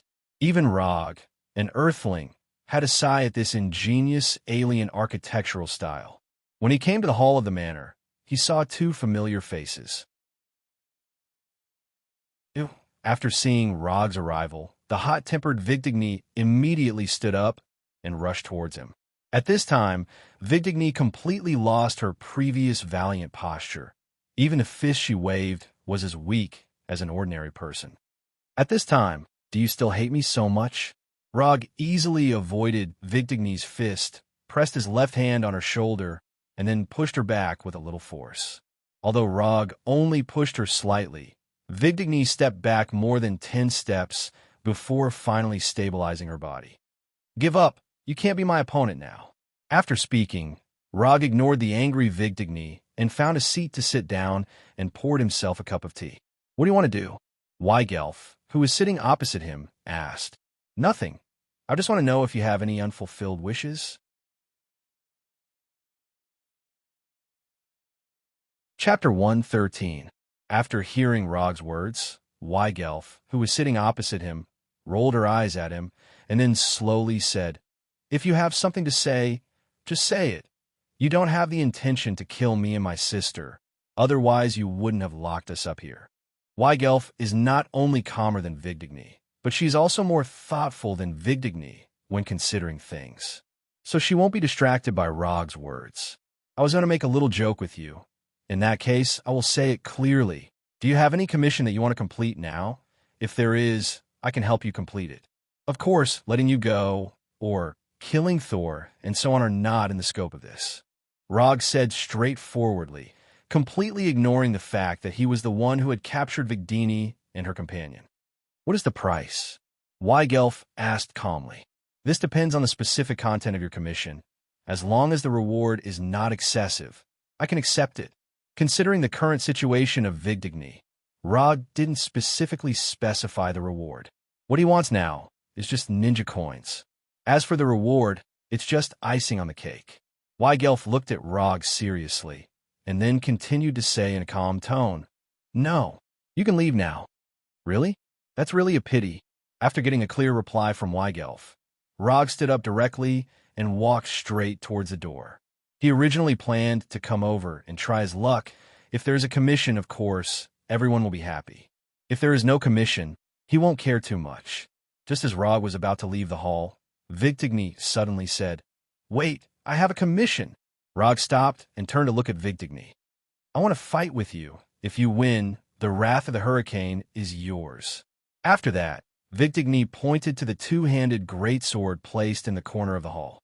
"It's not that I look down on you, but in your current state, you can't be my opponent.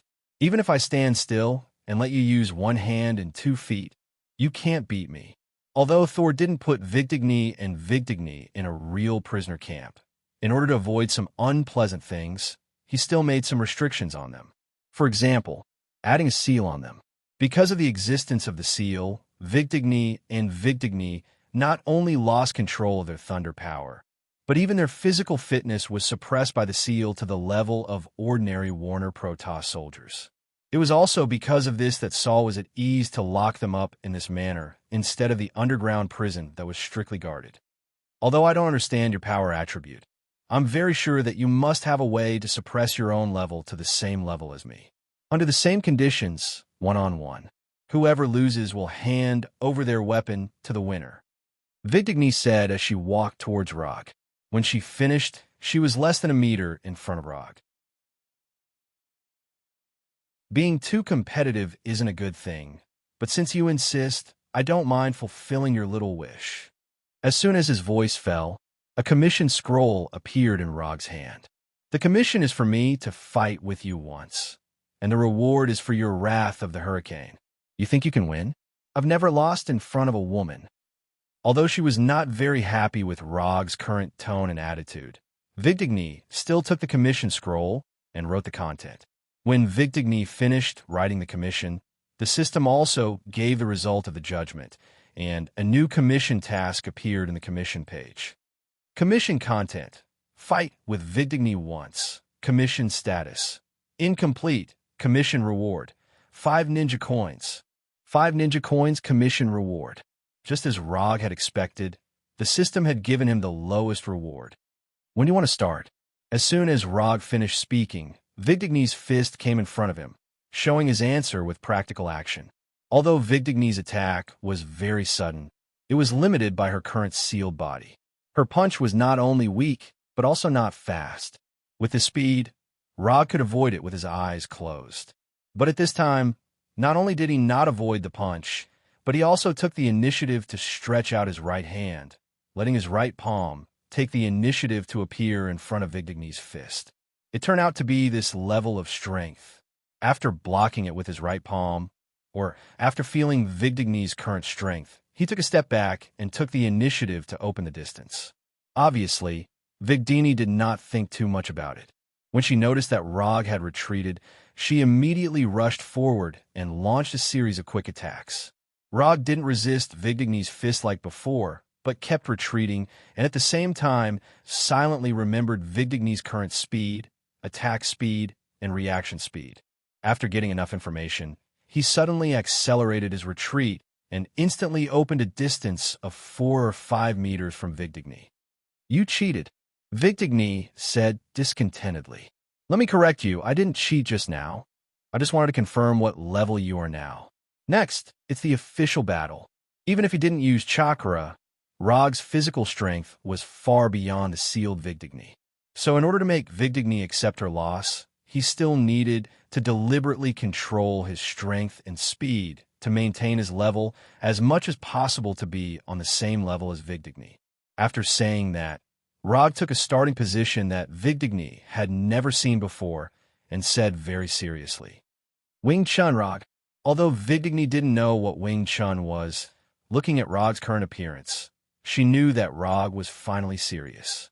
Next, Rog and Vigdigny staged an informal martial arts competition between Earth's martial arts and Warner Protoss fighting skills in this hall.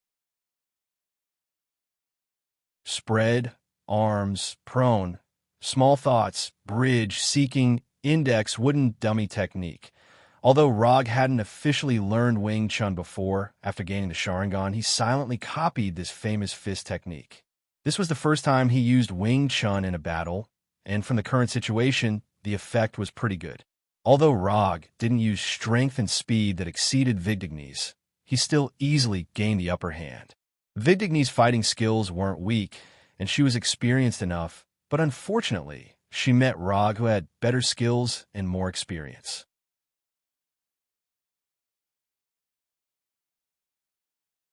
Chapter 114. As time went by, Vigdigny's breathing became more and more rapid.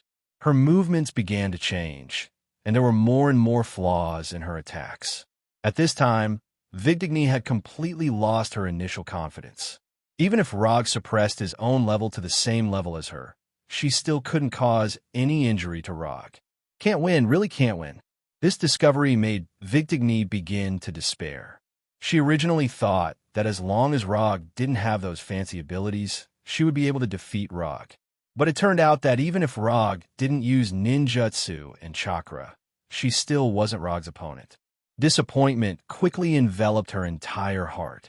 After persisting for a few minutes, Vigdigny stopped attacking, then without saying a word, she lowered her head and left the hall. It's finally over. When Vigdigny stopped attacking, Rog finally breathed a sigh of relief. Although he didn't have any interest in the Hurricane's fury, but in order to complete the system's commission, he picked up the Hurricane's fury and then left the hall. Looking at her sister Vigdigny and Rog leaving the hall without saying a word, Weigelf slightly frowned. After leaving the manor, Rog opened the system's commission page and took a look to confirm the completion of the commission. Commission content: fight with Vigdigny. Commission status: completed. Commission reward: 5 ninja coins sent. Unspent ninja coins: 400. Finally, he had enough ninja coins to exchange for the Sage Mode inheritance. Rog planned to return directly to his room and then begin to exchange for the Sage Mode inheritance. But just as he was about to return to his room with the Flying Thunder God, he suddenly remembered something. I'm going to leave for a while. I'm not sure how long it will take. If the war ends early, help me give this Hurricane's fury to Vigdigny. Rog found Thor in the City Lord's Hall, and then, under Thor's confused expression, he gave him the Hurricane's fury and gave him a kunai. Before Thor could ask, he returned to his room with the Flying Thunder God, and then threw all the Kusanagi sword, round fan, armor, and other things back into the Summon Scroll. After exchanging for the Sage Mode inheritance, he will immediately start practicing the Sage Mode. However, Maguang City is not a very good place to practice. After preparing the food and living supplies, he left Maguang City alone. A few hours later, he arrived at a primeval forest where there were few people. This forest was quite a distance away from Maguang City. More importantly, there was no strategic significance in this place. So whether it's a Seri or Warner Protoss, they won't send any soldiers here.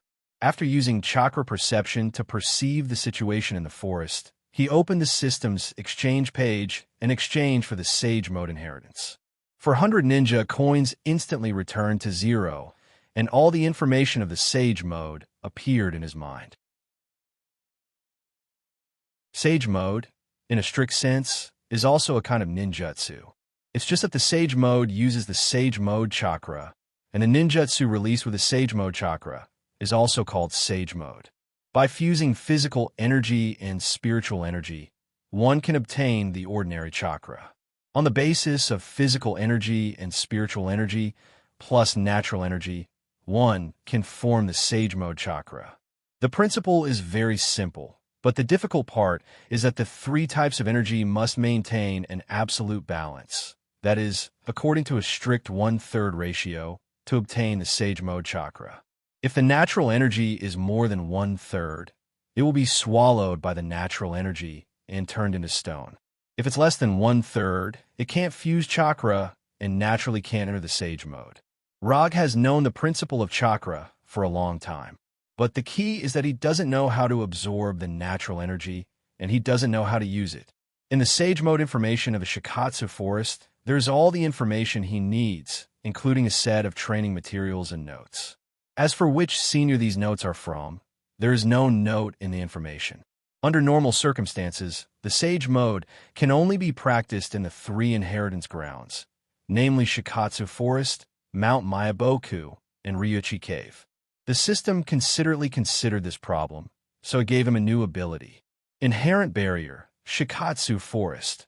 Once activated, it can create the real Shikatsu Forest and replace the surrounding space with the real Shikatsu Forest. Simply put, the real Shikatsu Forest will replace the real world, but only for the duration of the Inherent Barrier. But compared to the real Shikatsu Forest, this Shikatsu Forest is very different. In the real Shikatsu Forest, there's a living slug that has lived for a long time, and its size is unknown. But in the real Shikatsu Forest, there is no living slug. If he wants to have a living slug in the real Shikatsu Forest, he can exchange it from the system. But the exchange price is a bit expensive. It's just a little cheaper than a tailed beast. After going through the information about Sage Mode in his mind a few times, Rog finally focused on the new ability, Inherent Barrier, Wetbone Forest. He now has sufficient evidence to prove that the reason why the Sage Mode can be sold for 400 ninja coins is because of the Inherent Barrier. If there is no Inherent Barrier, the exchange price will be at least 50% lower, or even more. After confirming the activation method of the Inherent Barrier, Shikatsu Forest, he decisively activated the Inherent Barrier. In just a moment, the alien forest in front of him disappeared. It was replaced by a tall, Earth-style rainforest. Looking at the scenery in front of him, the Shikatsu Forest is not mysterious at all. Except for the high humidity in the air, there is not much difference between this place and an ordinary rainforest. Of course, this may also be because he is too weak right now, so he can't discover the mystery of the Shikatsu Forest. A Shikatsu Forest without a living slug is a Shikatsu Forest without a soul. After silently cursing in his heart, he began his first immortal technique cultivation. Shikatsu Forest, Mount Mayaboku, and Ryuchi Cave. Other than the fact that their locations were very mysterious, more importantly, they all inherited the mysterious immortal mode. And their immortal mode was even more different. Not only are their appearances different, but their abilities also have their own characteristics. Sage Mode Chakra can turn ninjutsu into Sage Mode and greatly increase the power. This is something that the Sage Mode of the 3 secret places can do. In addition, their Sage Mode has some unique advantages. Ryuchi Cave Sage Mode can use natural energy to perceive the surrounding life and chakra. Mount Mayaboku's Sage Mode can greatly increase the amount of chakra, increase the perception ability, and can also summon Mount Mayaboku's toads to release Sage Mode. Shikatsu Forest Sage Mode can greatly increase the vitality, agility, defense, and can also increase the attack range of taijutsu with the help of natural energy.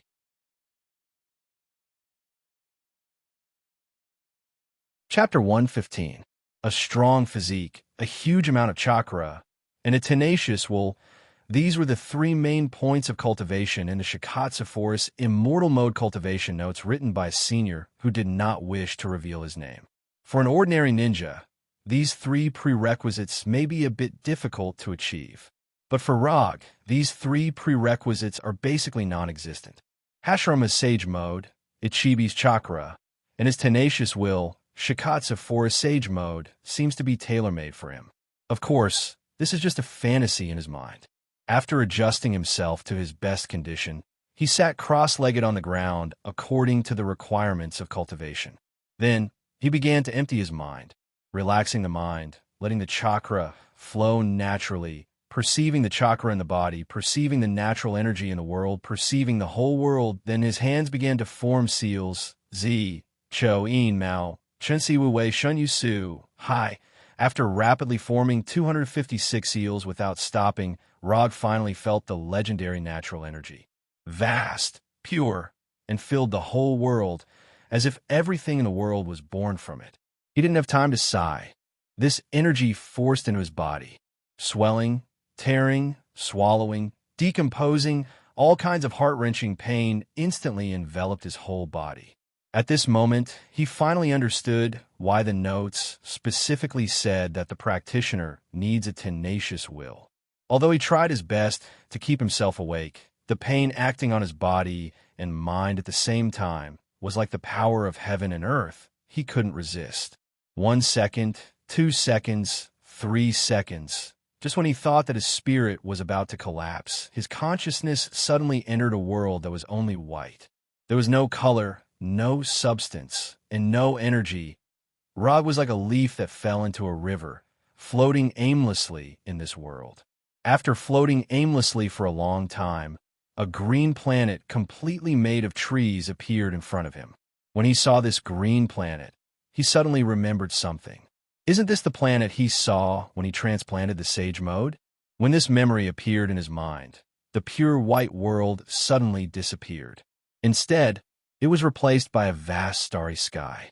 Rod didn't have time to think about it. His whole body rushed to the green planet like a meteor. Just when he was about to hit the green planet in an incomparably tragic way, all the scenes in front of him disappeared, and his consciousness instantly returned to his body. With the return of his consciousness, the first thing he felt was an uncontrollable, strong hunger. Under the stimulation of hunger, his body's senses began to quickly return. Vision, touch, smell, hearing, and other senses were instantly restored. Until now, he had time to look at his current situation. His body, his limbs, and his IQ is still online. Except for the low amount of chakra, everything is fine. After repeatedly confirming his body condition, he took the summon, took it of the food of him. After eating and drinking his fill, he casually laid on the ground and began to recall the inexplicable scene from before. According to the records, when every cultivator perceives natural energy for the first time, they will have an inexplicable experience. The duration of this experience also varies from person to person. Some people can return to normal in a few minutes. Some can return to normal in a few hours, and some can never return to normal. As for what the length of time means, there is no accurate answer at present. After all, the number of samples is not enough, and it is difficult to draw any effective conclusions. However, as long as one can feel this wonderful experience, it means that the cultivator has completed the first stage of the Sage Mode, the cultivation of sensing natural energy. Sensing natural energy, refining the immortal technique chakra, and entering the Sage Mode. This is the 3-step cultivation of the Sage Mode. It looks very simple, but in fact, the first stage of sensing natural energy can already eliminate more than 90% of the cultivators. The second stage of refining the immortal technique chakra is much more difficult and dangerous than the first stage. If you can't sense natural energy, you can't cultivate the Sage Mode. But if there is an accident in the process of refining the immortal technique chakra, then the stone puppets will be waving at you. Time flies. It has been half a year since Rog left Maguang City. In this half a year, he has put almost all of his energy into cultivating the Sage Mode. For this reason, he deliberately referred to Prince Ming's accelerated cultivation buff. He has to say that the Shadow Clone Jutsu is a very useful ninjutsu. In particular, the experience and memories would return to the original body after the seal was lifted. It was as if it was tailor-made for cultivation cheating. Due to the selfless dedication of these shadow clones, his immortal mode cultivation progressed at an unimaginable speed. With a clap of his hands, the eyeshadow appeared. After spending half a year, he finally mastered this rapid makeup technique and inherited the Sage Mode from the Shikatsu forest. Although the red eyeshadow can only last for 15 minutes, for the current him, it is completely enough. And as he guessed, the Sage Mode of the Shikatsu forest, the Sage body, and the wood release have some unknown mysterious connection. After mastering the Sage Mode of the Shikatsu forest, he can clearly feel the changes in his physique, physical strength, and recovery ability have been improved qualitatively. The most intuitive feeling is that even if he releases the electromagnetic gun 3 times in a row, his right arm will not have any problem. The further improvement of the sage body also led to a further increase in his chakra capacity. The era of the Ichibi is over, and now it is the era of the Nibi. Compared with the increase of chakra, the changes of the wood release are much more ordinary. It is nothing more than the wood dragon and the wood golem becoming bigger and stronger, and adding a few more wood release ninjutsu. It's time to go back. After removing the inherent enchantment, Shikatsu Forest, Rob began to perceive the Flying Thor Kunai's Flying Thor technique. Before leaving Mugwang City, he deliberately left a Flying Thor Kunai for Thor just for this moment. Found you. After perceiving the Flying Thor technique, his figure instantly disappeared from the forest. When his figure reappeared, the first thing he saw was Saul, whose clothes were in a mess and who was gasping for breath. Did I come back at the wrong time?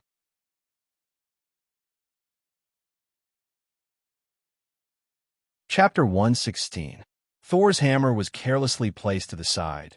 The armor on his body was also taken off, and sweat was dripping down his face. Beside him was a similarly exhausted Sif. How did you become like this? At this time, Thor was in an indescribable state, as if he had been ganged up on for several days. The god of the ocean, Njord, personally made a move. In order to cover the retreat of the army, Thor fought Njord alone. Thor didn't say anything. The one who answered Rog was Sif. Njord? What did you do to make Njord personally deal with you? The god of the ocean, Njord. His position in the Warner Protoss was probably equivalent to the position of the father of the gods, Odin and Aseri. Although his strength was not as strong as Odin, in Warnerheim, he was definitely worthy of the title of the strongest. Under normal circumstances, Njord would absolutely not make a move against Thor and the others. Because once he made a move, it meant that the Warner Protoss broke the final agreement of kings not to participate in the war and raised the level of the war to the level of an all-out war. In this way, the battle between Aseri and Warner Protoss was no longer a small local confrontation, but an all-out war between the two races. To put it in simpler terms, Njord and Odin were Warner Protoss and Aseri's nuclear weapons. Because both sides had nuclear weapons, even if there were some unpleasant local wars, both sides could maintain the most basic rationality. But if someone disregarded the agreement and used nuclear weapons, then what awaited them would be the same nuclear attack. Do you still remember the 3 Storm Brothers that you killed? Thor looked at Rog with some helplessness, then said, Of course I remember. If it weren't for the 3 Storm Brothers, he wouldn't have practiced Sage Mode in advance. So to a certain extent, he had to thank the 3 Storm Brothers.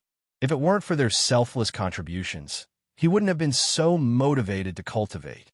They are Njord's descendants, and they're the more outstanding ones. Thor continued to explain, but Rog did not understand what this had to do with Njord personally taking action. The grass on the graves of the 3 Storm Brothers was already more than a meter tall. If Njord wanted revenge, he would have done it long ago. On the battlefield, everyone relies on their own abilities. Even if you lose, you won't blame the heavens or accuse others. But someone used this to make a big deal out of it. They spread it in Warner Protoss, saying that Njord's descendants were even worse than Earthlings, and that 3 of them couldn't even defeat one. Coupled with the continuous defeats of Warner Protoss, Njord's reputation among the general public is getting lower and lower. In order to regain his reputation, Njord organized an army of 30,000 people and led them into battle personally.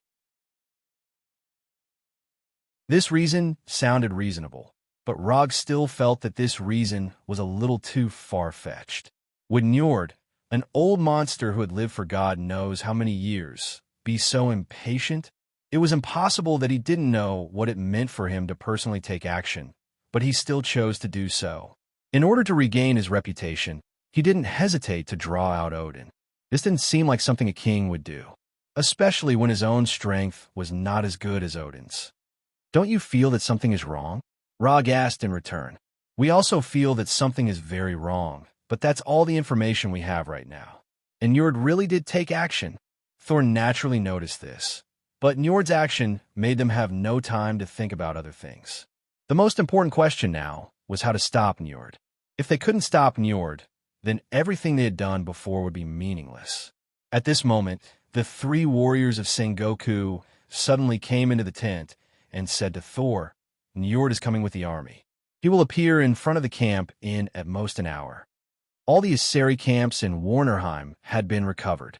If it wasn't for Njord's appearance, they would have considered returning to Asgard. "Inform the entire army. We will continue to retreat." Thor sighed helplessly and gave the order to continue the retreat. This was not a good order for Asari, which valued martial arts. But under the current circumstances, this was their best choice. Without the top combat power to restrain Njord, it was meaningless no matter how many ordinary soldiers there were. "Where's Njord's army now?" Rog didn't look at Thor, but turned to Hogun and asked. "North. I'll go buy some time for you." After saying that, Rog left the tent and looked to the north. The god of the ocean, Njord, the strongest of the Warner Protoss. Just the name alone was enough to make people eager to give it a try. "Don't be rash. I've already sent someone to inform Father. We don't need to deal with Njord ourselves." Thor followed Rog out of the tent and said with a serious face. Just by looking at Rog's expression, he could tell what Rog was planning. As the only person present who had fought Njord, he knew how strong Njord was. "Don't worry, I won't joke with my life. I may not be able to defeat Njord, but if I want to leave, he won't be able to stop me." As soon as he finished speaking, Rog's figure disappeared in front of Thor. He just mastered Sage Mode, and such a perfect opponent appeared. If he didn't seize this opportunity, Rog would despise himself.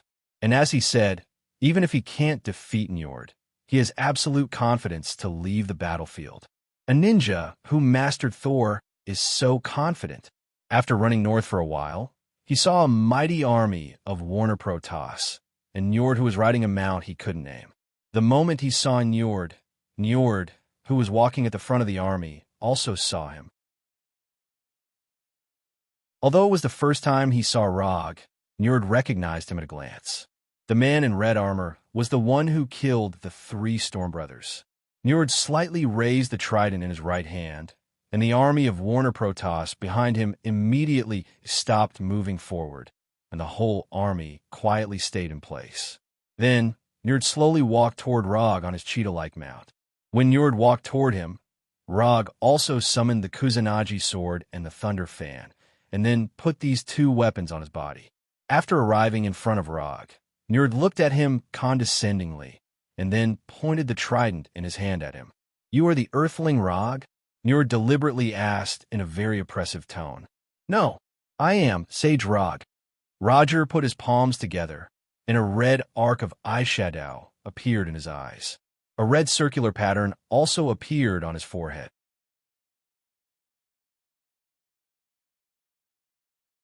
Chapter 117. The moment he put his hands together, the chakra in Rog's body turned into chakra.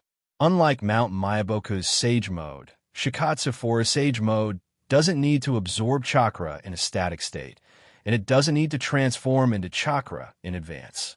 As long as the ability to sense and absorb chakra is strong enough, Shikatsu Forest Sage Mode can be activated instantly. With the red lines and eyeshadow appearing in his eyes, Rog can directly see the chakra around him, and his body can't help but absorb chakra. Although the god of the ocean, Nold, didn't know what Rog had done, the moment Rog entered Sage Mode, he thrust his trident at Rog like a bolt of lightning. Njord's attack wasn't slow, but Rog's speed was faster. After entering Sage Mode, Rog's strength, speed, and physique have undergone a qualitative change. Especially the vitality of his body. It has increased to a terrifying level. Handprint healing. In Sage Mode, Rog is the same as Hashirama. He can automatically recover when he is injured. In other words, in Sage Mode, not only can he fight, but he can also take a beating. When the flashing trident was about to reach him, Rog used the body flicker technique and disappeared in an instant. However, he didn't retreat. Instead, he used the body flicker technique's explosive power to jump high. Sage Mode, Otama Rasengan. The Odama Rasengan, with a diameter of 1 meter, instantly appeared in his right hand, and then he fiercely attacked Njord on his mount. As the strongest of the Warner Protoss, Njord naturally won't be hit so easily. He suddenly raised his right hand holding the trident, and the tip of the trident pierced the Odama Rasengan in Rog's hand. Boom! An energy storm mixed with Senjutsu chakra and storm force erupted with a loud bang. The shock wave generated by the explosion swept out in all directions at a speed faster than the speed of sound, and spiderweb-like cracks appeared on the ground within a few hundred meters. The shock wave of the explosion lifted Rog in the air, and Njord's mount directly knelt on the ground and let out a painful howl. Rog hasn't landed yet, but his attack was once again in front of Njord. Flying Thor Kunai. Dang! Njord waved his trident, and the flying Thor Kunai was blocked and bounced to the ground. Rog did not expect the flying thunder god Kunai to hit Nold in the first place. All he wanted was a set of coordinates that he could teleport to. When the flying thunder god Kunai stabbed into the ground, he disappeared from the sky again. Immortal method, lightning release, Chidori blade. Relying on the flying Thor, he instantly flashed to Njord's right side, and the Kusanagi sword wrapped in lightning drew a beautiful arc. Njord didn't expect that Rog, who was blown away by the explosion, could actually come to his side in an instant. He didn't expect that Rog's sword would have such a terrifying speed. Now, there were only two paths in front of him. Either he continued to sit on his mount and use his body to resist the sword, or he abandoned his mount and took the initiative to avoid the sword. In the blink of an eye, Nold made his decision. His body slightly leaned to the left, and then he turned around and instantly left his mount. Njord avoided Rog's lightning-like sword, but his mount wasn't so lucky. The Kusanagi sword directly cut through the mount's neck, directly ending the life of the mount. After the lightning killed Njord's mount, Rog didn't have time to withdraw his sword. Njord's attack arrived in front of him. It was a purple lightning ball with a diameter of 2 meters, flying straight toward him with the momentum to overturn mountains and seas. Even if he had the Sage body and entered the Sage mode, Rog absolutely couldn't resist the damage of this ball of lightning. However, he didn't need to use his body to resist this ball of lightning. When this powerful ball of lightning was only 2 or 3 meters away from him, a huge palm of 3 or 4 meters in size emerged from the ground and directly grabbed the ball of lightning. Immortal method, wood release, wood puppet technique. I often say that in the past, Hashirama used the wood puppet to catch the Kyuubi's by Jadama with his bare hands. Today, I, Rog, used the wood puppet to catch the sea god Njord's ball of lightning, no problem. When a huge palm caught the ball of lightning, wood puppet Arhut, whose height soared to more than 40 meters, climbed out of the ground. Although Wood Arhut's appearance didn't seem too oppressive, at this time, seeing Wood Arhut catch the ball of lightning with his bare hands, the Warner Protoss soldiers couldn't help but have the feeling that Wood Arhut was an abyss demon, holding a ball of lightning that constantly released strong electric current in his right hand, and a wooden dragon with a long hooked nose wrapped around his body. Wood Arhut appeared directly in front of everyone. Here you go.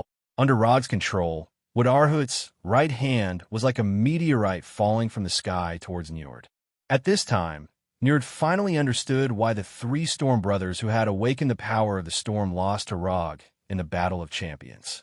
This Earthling can't be allowed to live. Although Njord's height was less than 2 meters, he didn't have any intention of dodging or retreating. Instead, he directly raised his trident and stabbed towards Wood Arhut's right hand. In terms of size, Njord's action was like a mouse roaring at a lion. But as the strongest of Warner Protoss, Njord obviously wouldn't do such a meaningless action. Boom! When Wood Arhut's right fist that was holding the ball of lightning collided with Njord's trident, an even stronger energy storm than before erupted. The shockwave from the explosion even directly swept through the Warner Protoss soldiers 1 kilometer away, causing the originally neat and orderly formation of the Warner Protoss to suddenly become a mess. The trident in Nold's hand collided with the wooden Arhut's right fist, which was several times larger than himself.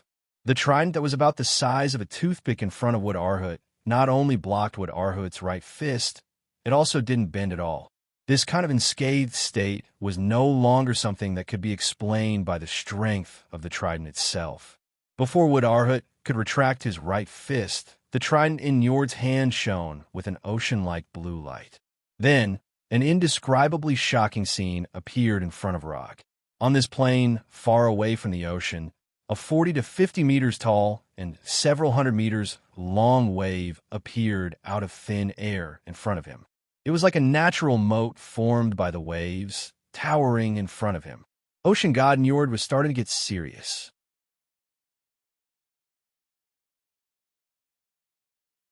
Chapter 118.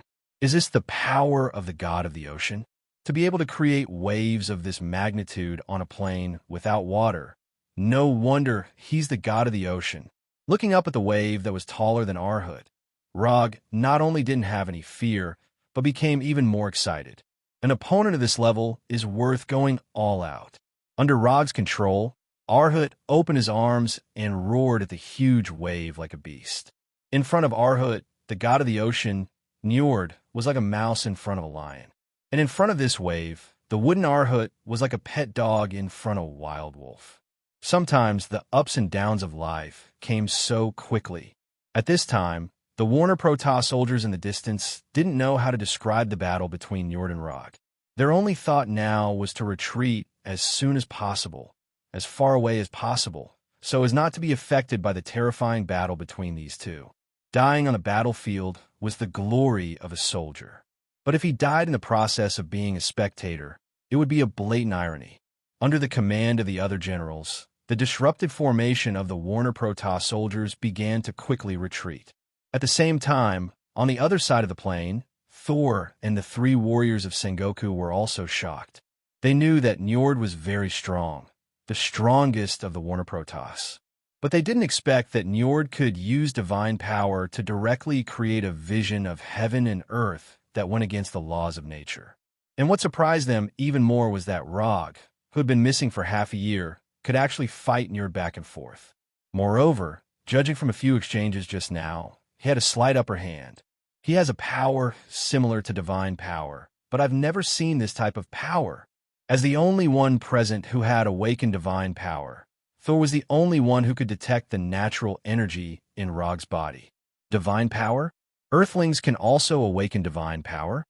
Sif wasn't suspecting Thor, but it sounded a little unbelievable. It's not the kind of divine power that we understand. It's just somewhat similar to divine power. It can borrow natural energy. Rog immediately noticed Thor's arrival, even though he didn't pay attention to Thor's situation.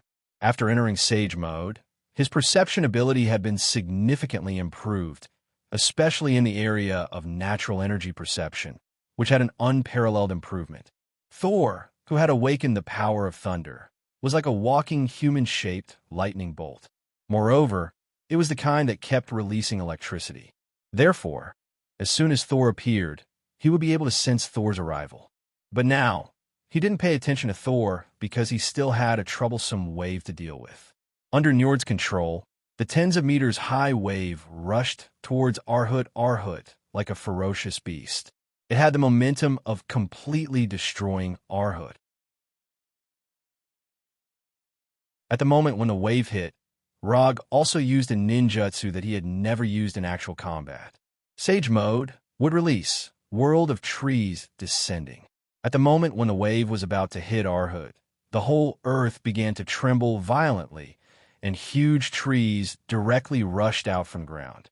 In an instant, a forest with a radius of several kilometers appeared on the plain, completely changing the terrain of the plain. You have waves, I have forests. Don't underestimate Sage mode. The huge wave carried an aura that could destroy everything as it slammed into the wooden Arhut, slamming into the forest that had sprouted from the ground.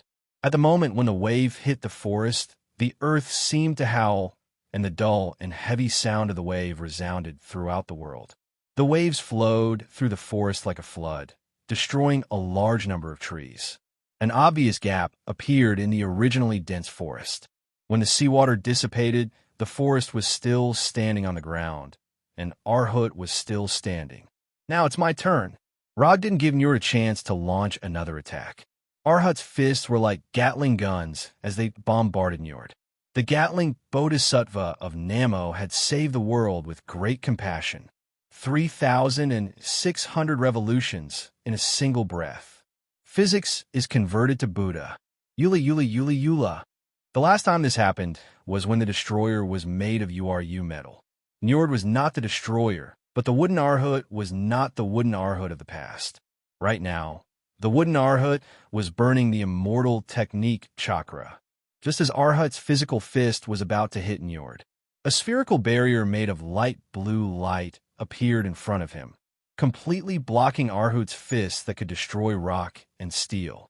Although the spherical barrier was only a few centimeters thick, it was like an absolute domain, blocking all of the wooden Arhut's attacks. The dull sound of the attack was like the sound of war drums, reaching everyone's ears. While the light blue barrier blocked Arhut's attack, Njord once again raised the trident in his hand. The cloudless sky was suddenly shrouded in dark thunderclouds. Along with the appearance of the thunderclouds, there was also a downpour of rain, a whistling hurricane, and a rapidly rising sea level. Waves, lightning, torrential rain. Hurricanes, this was the full power of Njord's ocean godly power. The warriors of the Warner God clan, who had already retreated several kilometers after seeing this apocalyptic phenomenon, did not need anyone to order them to quickly retreat again. Should we go up and help? Sif came to Thor's side and asked. No need. Without awakened godly power, we can't get involved in their battle. Thor was currently the only person qualified to get involved in the battle, but he had no intention of getting involved. Although he didn't know what Rog was thinking, he was certain that Rog was enjoying the battle. Relying on his ocean godly power, Njord directly changed the weather within a dozen kilometers, creating his own domain. You use the forest to change the terrain of the plains. Then I'll turn the entire plains into an ocean. Wrath of the god of the sea. The sky and earth change color. Under the protection of the spherical barrier, Njord began to slowly rise into the air and finally floated in the thunderclouds like a light blue sun. Bolt after bolt of lightning struck the forest, and the rapidly rising seawater flooded the entire plains. Dozens of hurricanes formed a storm cage, firmly trapping Rog in the forest. Looking at Njord in the thunderclouds, Rog somewhat helplessly sighed, afraid that I won't be able to aim. So he purposely gave me a clear target, surrounded by a forest of towering trees. Under his feet was the 10-meter-tall wooden Arhut. Rog stood on the wooden Arhut's head and had no intention of leaving. Since Njord purposely gave him such a clear target, it would be unreasonable not to hit him. Immortal spell, lightning escape, spiral electromagnetic gun.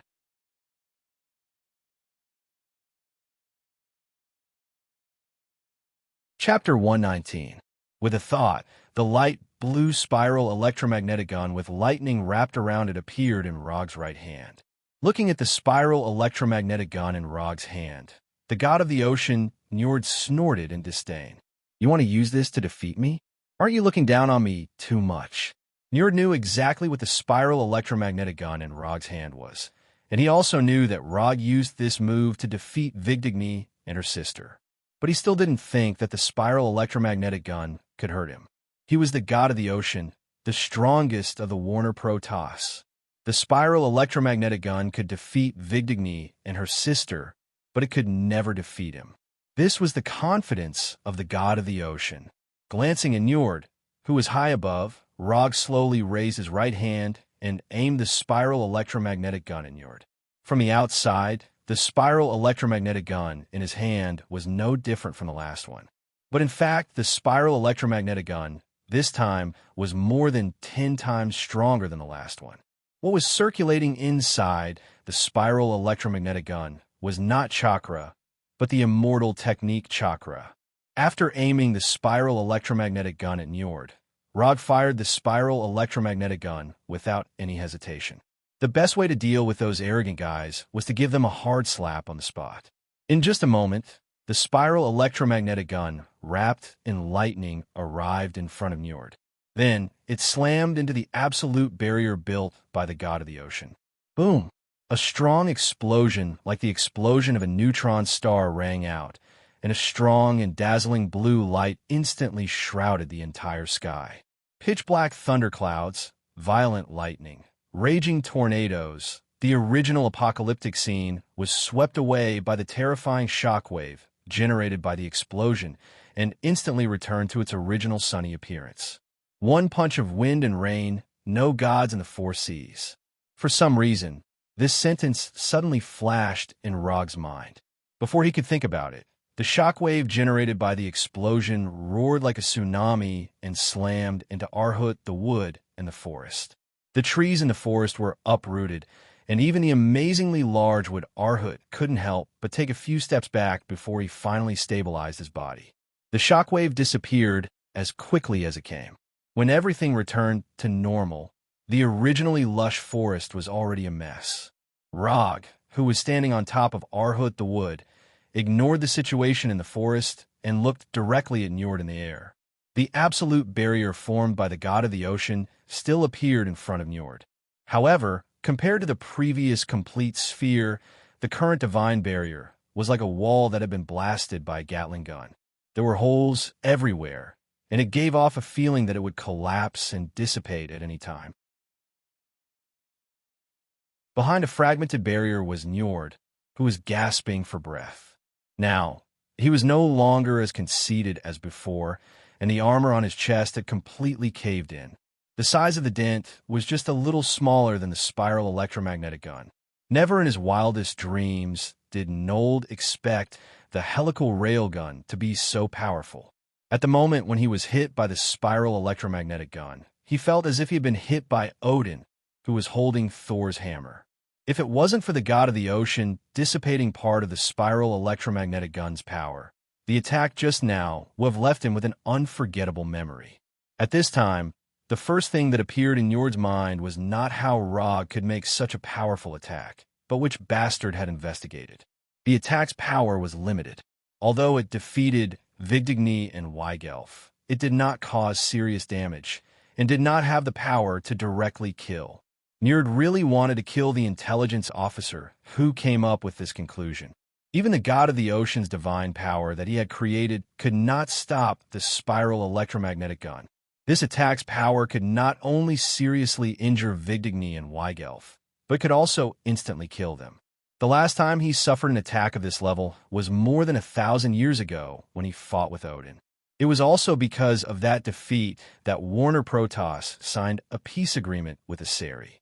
Thinking of this, Njord seriously looked at Rog, who was on top of Arhut. This guy, could he be Odin's illegitimate son? The power of thunder was Odin's specialty, and the spiral electromagnetic gun just happened to contain the powerful power of thunder. Just as he was randomly guessing the relationship between Rog and Odin, he saw the familiar spiral electromagnetic gun in Rog's hand. Again, after seeing the spiral electromagnetic gun in Rog's hand again, Njord instantly became 120% alert. The god of the ocean's divine power once again appeared in front of him, and at the same time, he clenched the trident in his hand. Although the power of the spiral electromagnetic gun was far beyond his expectations, it was still enough to make him raise his hand and surrender.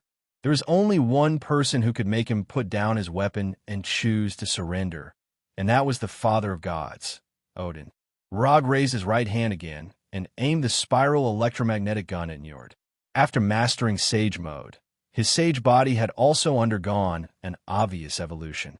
Now he could release the spiral electromagnetic gun 6 times in a row, and there would be no side effects. There was no enemy that could not be taken care of by the immortal spell, Lightning Evasion, Spiral Electromagnetic Gun. If there was, then he would shoot again.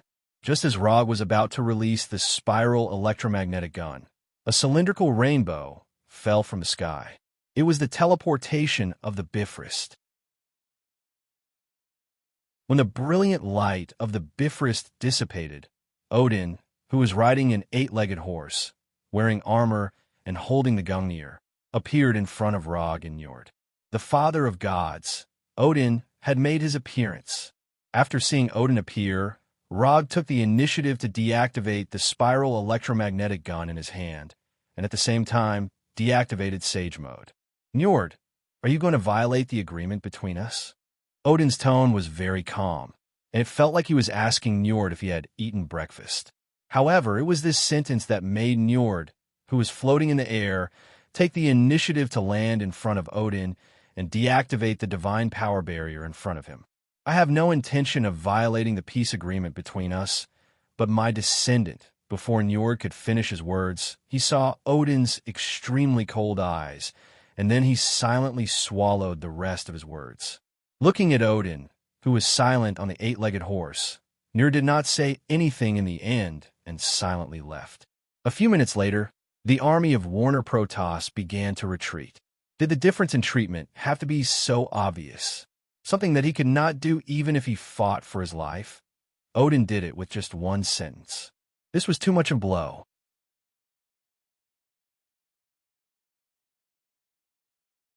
Chapter 120.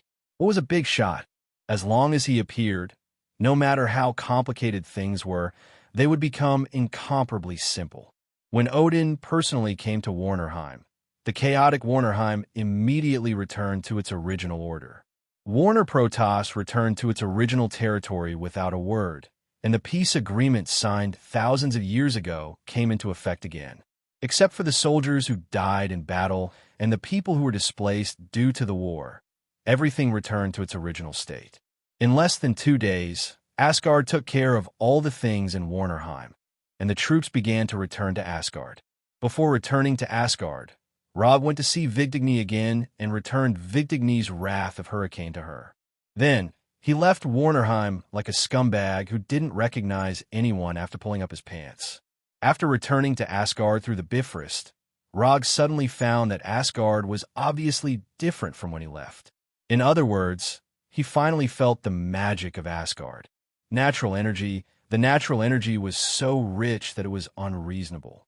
Even if he didn't enter Sage Mode, he could clearly feel the excessive natural energy.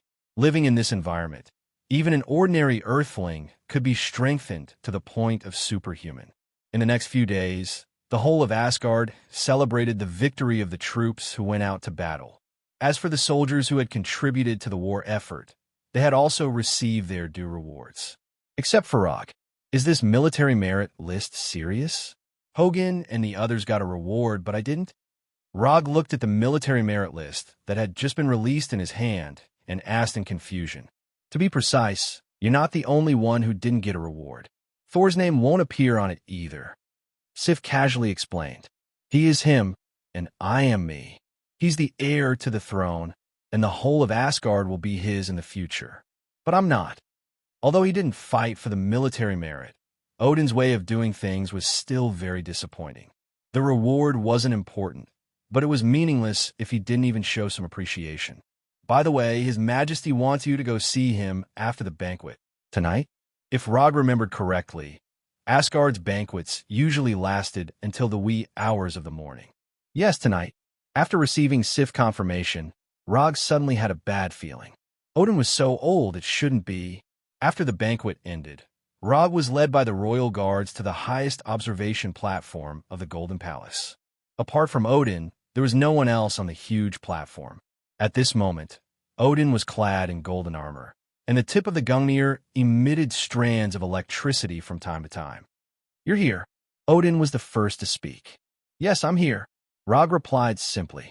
Are you very curious why your name isn't on the list of military merit? Odin turned to look at Rog and said calmly, I'm not particularly curious. Since you've removed my name from the list of military merit, you must have your own considerations. As the king of Asgard, Odin obviously couldn't write the list of military merit himself. What he needed to do was to review the list of military merits submitted to him and determine the final reward. Rog was very sure that his name was definitely on the list of military merit, because he had taken a look at the list before submitting it. You're a smart young man, so I hope that our conversation will only be between the two of us. Apart from Rog and Odin, no one knew what they were talking about. The next morning, the royal guards handed over the thunderclap round fan and the 9 flying Thor Kanai that Odin had personally enchanted to Rog, responding to summons and flying autonomously. This was a magical effect that Rog had specially requested, and Odin had fulfilled his small wish. With these two magical effects, the round fan and the flying Thor kunai could fly directly into his hands when he needed them, just like the Thor's hammer. After testing the effects of the round fan and the flying Thor kunai, Rog placed them back into the mediumship scroll with great satisfaction. Order had been restored in Warnerheim, and the Bifrost had been rebuilt. It was time to return to Earth. It had been more than 9 months since he left Earth. Although he spent most of his time in Warnerheim, he was quite satisfied with this trip.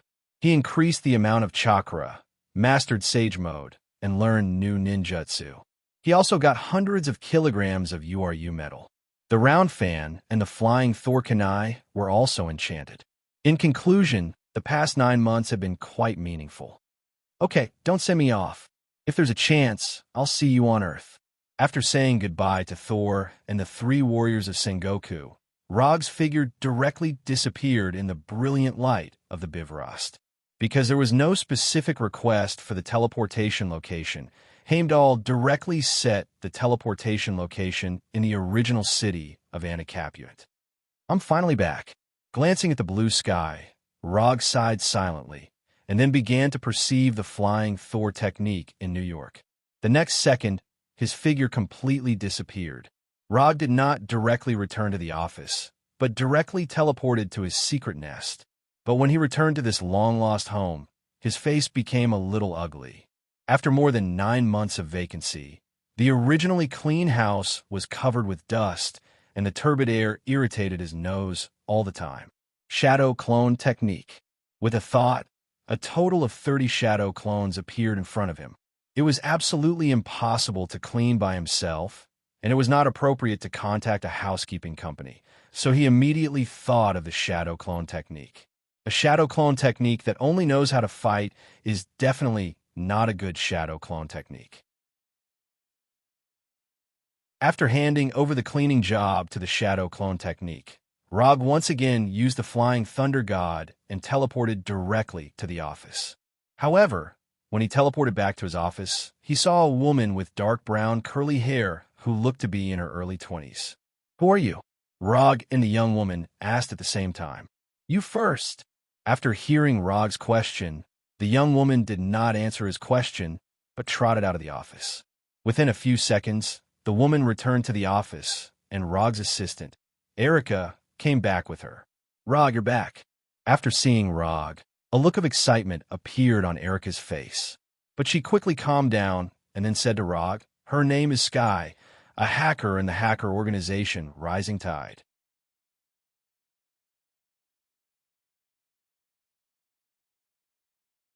Chapter 121. Hacker Sky of the Rising Tide organization? Is she the future Shockwave woman, Daisy Johnson? After hearing Erica's introduction, Rog looked up and down at Sky while using chakra perception to sense her situation. There is no special energy except for the normal life energy reaction. Is it because she hasn't awakened as an inhuman yet? Although it was the first time Sky met Rog, she knew very well that the man in front of her was the real owner of the firm, the legendary private detective. After sensing Rog's look up and down, Sky involuntarily took a step back silently. "Okay, I know, you can go out first," Rog said to Sky. When Sky left the office, Rog asked about what had happened in the past 9 months. In the next half an hour, Erica briefly introduced what had happened in the past and expressed the idea of letting Sky stay in the firm. In the past 9 months, nothing particularly sensational happened. The only thing worth paying attention to was that during the Stark Industrial Expo, Whip fought against Iron Man and was then defeated by Iron Man. In addition, Tawny participated in a hearing organized by the Senate Armed Services Committee and refused to hand over any technology for the Iron Man armor. Although Tawny still maintains his unruly playboy style, he has also become a well-known superhero and has even gained a lot of fans. Through Erica's introduction, Rog finally knew that Sky, the future Shockwave woman, would appear in his firm. After Tawny publicly admitted that he was Iron Man, many people suspected that the government had concealed many important things. In this magical land, the right of citizens to know is a sacred right. At least that's what the people think. As a result, many hacker organizations began to investigate government agencies, trying to dig out substantial evidence that the government concealed from the people. And the Rising Tide organization is one of them. However, unlike other hacker organizations, the Rising Tide organization focused on the investigation of metahumans. After a careful investigation, the Rising Tide organization discovered the existence of S.H.I.E.L.D., and by the way, they also discovered Roger's small, inconspicuous firm. Although they have not investigated what kind of organization S.H.I.E.L.D. is, the existence of this secret organization is enough to prove something. As the top hacker of the Rising Tide organization, Skye was naturally the main force in the investigation. However, Skye had overestimated her ability to act. Her investigation had attracted the Punisher's attention. On a dark and windy night, Skye was gently invited to the office by the Punisher. In the past few years, there had been at least 80, if not 100, people like Skye who worked in a covert investigation firm. This kind of thing could be easily solved, but after talking to Skye face to face, Erica kept Skye in the office. According to Erica, the firm needed a technical talent like Skye. And after knowing that Skye's ultimate goal was to find her parents, Erica's motherly love inexplicably overflowed. She didn't know if she was moved by Erica's concern or if she wanted to continue investigating something. But Skye happily accepted Erica's arrangement and became a new assistant in the law firm. When Skye stayed, Erica and the other two also quietly monitored her for a while. Except for the occasional hacking, Skye did not pose any threat to the firm, so the Punisher and the Abomination later agreed to Erica's approach. During Rog's absence from the Earth, the affairs of the firm were basically decided by the three of them voting and discussing, so Skye's stay can be regarded as a joint decision of the three of them. Okay, I see. By the way, sort out the previous commissions and give them to me. It didn't take long for Erica to hand over a sorted commission document to Rog.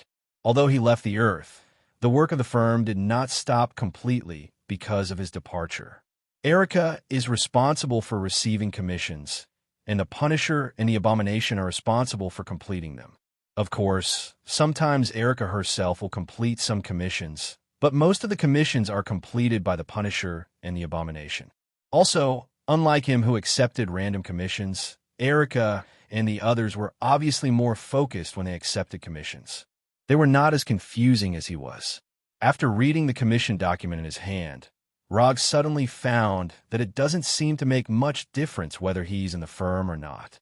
Even if he's not there, the firm can still run well, and judging from the completion of these commissions recently, it's running quite well. In the next month or so, Rog resumed his commission career and successfully earned 40 ninja coins with the remaining 3 commission scrolls. Just when he thought that this kind of dull life would continue for several months, Coulson, who he hadn't seen for more than 10 months, suddenly came to the firm. Rog, we're in a bit of trouble now. After that, Coulson directly handed the strange-looking tablet in his hand to Rog. You need to look at this, look at it now. Coulson said to Rog with a serious face, with a serious look on his face that he had never seen before. Don't be so nervous, relax. Rog said to Coulson with a smile and turned on the tablet casually. Then, his face became extremely serious. There is only one surveillance video on the computer, and it was last night's surveillance video. In the video, there was an empty laboratory the size of a basketball court. In the middle of the laboratory, there was a complex instrument. A few seconds later, a blue light shot out from the center of the instrument. This blue light hit a mechanical platform more than 20 meters away, and then a spherical portal appeared on the platform. This spherical portal only lasted for a few seconds before it exploded, and the light energy blew around like a hurricane. When the energy storm dissipated, a man with a spear in his hand appeared on the platform. At first sight of this man, Rog recognized his identity. The god of trickery, Loki. When he first opened the surveillance video, Rog felt that the surveillance picture was a bit familiar. When Loki appeared, he was 100% sure that the laboratory in the surveillance was the laboratory where S.H.I.E.L.D. studied Space Gem. Loki, Space Gem, Shield, the Wheel of Fate turned forward again. Tell me, what do you want to commission? We hope you can find this person and give him to us, and you can pay him.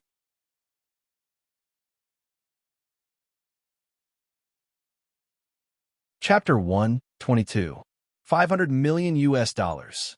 At this time, there is no need to be polite to Shield. They have money anyway. And compared with the Space Stone, 500 million US dollars is nothing. No problem. Coulson has obviously been fully authorized by Nick Fury and agreed without thinking about it. As usual, write the commission content. Remember to send the reward in advance. After that, Rog handed an unused commission scroll to Coulson.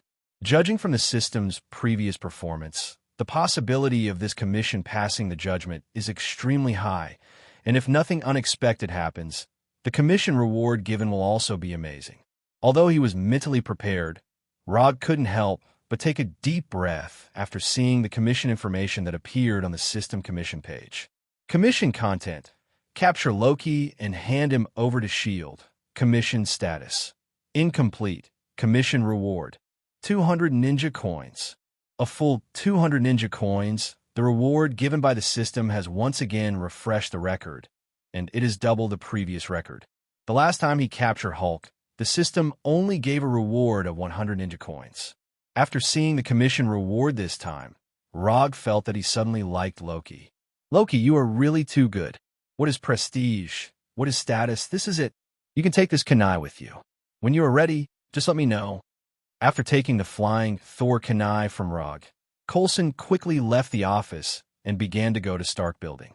At the same time, Black Widow Natasha also found Dr. Banner in Canada, who had become single again. At noon the next day, Rog received a call from Coulson. Before leaving New York, Rog also specifically told Erica and the other two to be ready to fight at any time. It's already in the Atlantic Ocean. How efficient! After sensing the flying Thor technique of kunai, Rog did not hesitate and directly left the office with the flying Thunder God. When his figure reappeared, he was on the deck of a busy aircraft carrier. Coulson had just disembarked from a Quinjet with a Thor.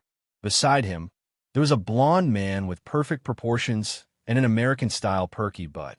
Next time, before you appear, can you give me a heads up first? It's easy for you to agitate others by appearing and disappearing like a ghost. Although he had already experienced Rog's sudden appearance like a ghost, Coulson couldn't help but complain.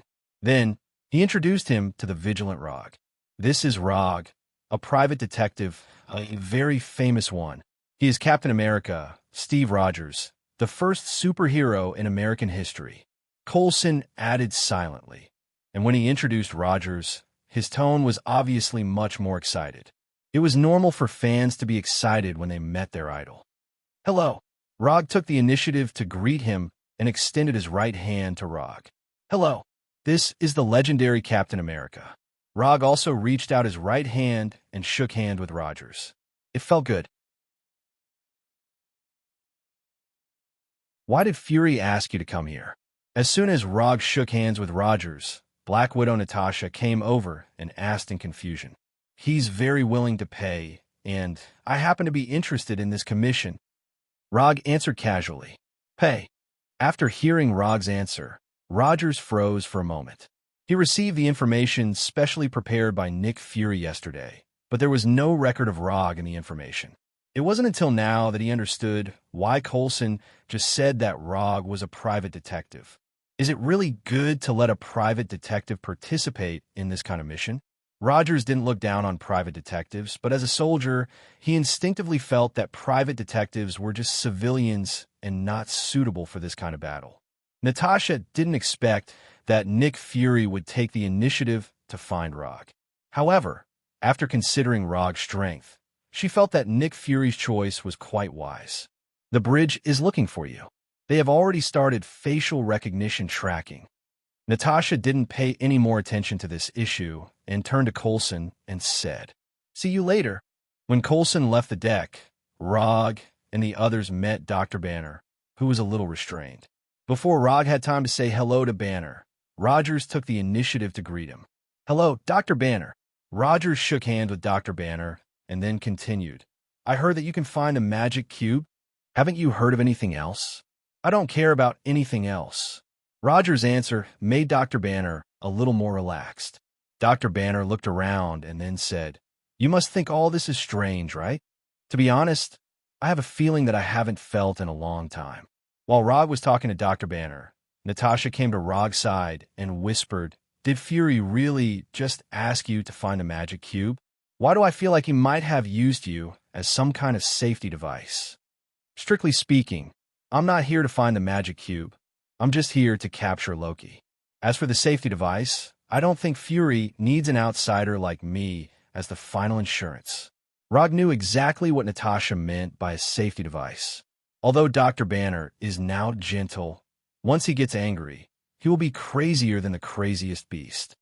"Let's go in quickly. We won't be able to breathe here soon." Natasha didn't continue to dwell on this issue and said directly to Rogers and Dr. Banner, who were not far away. As soon as Natasha finished speaking, the announcement that the deck was cleared sounded on the deck. "Is this a submarine? It can't be. Do you want me to stay in a sealed and pressurized metal tank underwater?" Both Rogers and Dr. Banner guessed something, but their imagination was still a little weak.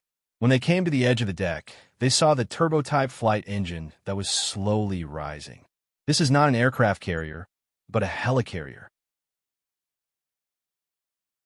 Led by Natasha, Rog, and the others came to the bridge of the helicarrier and saw the busy SHIELD staff, as well as Nick Fury, who was wearing a black leather trench coat. "Sir, we have reached the predetermined altitude." "Very well, let's disappear." Nick Fury, who was standing in the commander-in-chief position, gave the order decisively. "Hello, everyone." Nick Fury turned around and greeted Roger and the others. At this time, Rogers of the American team silently took out $10 and handed it to him.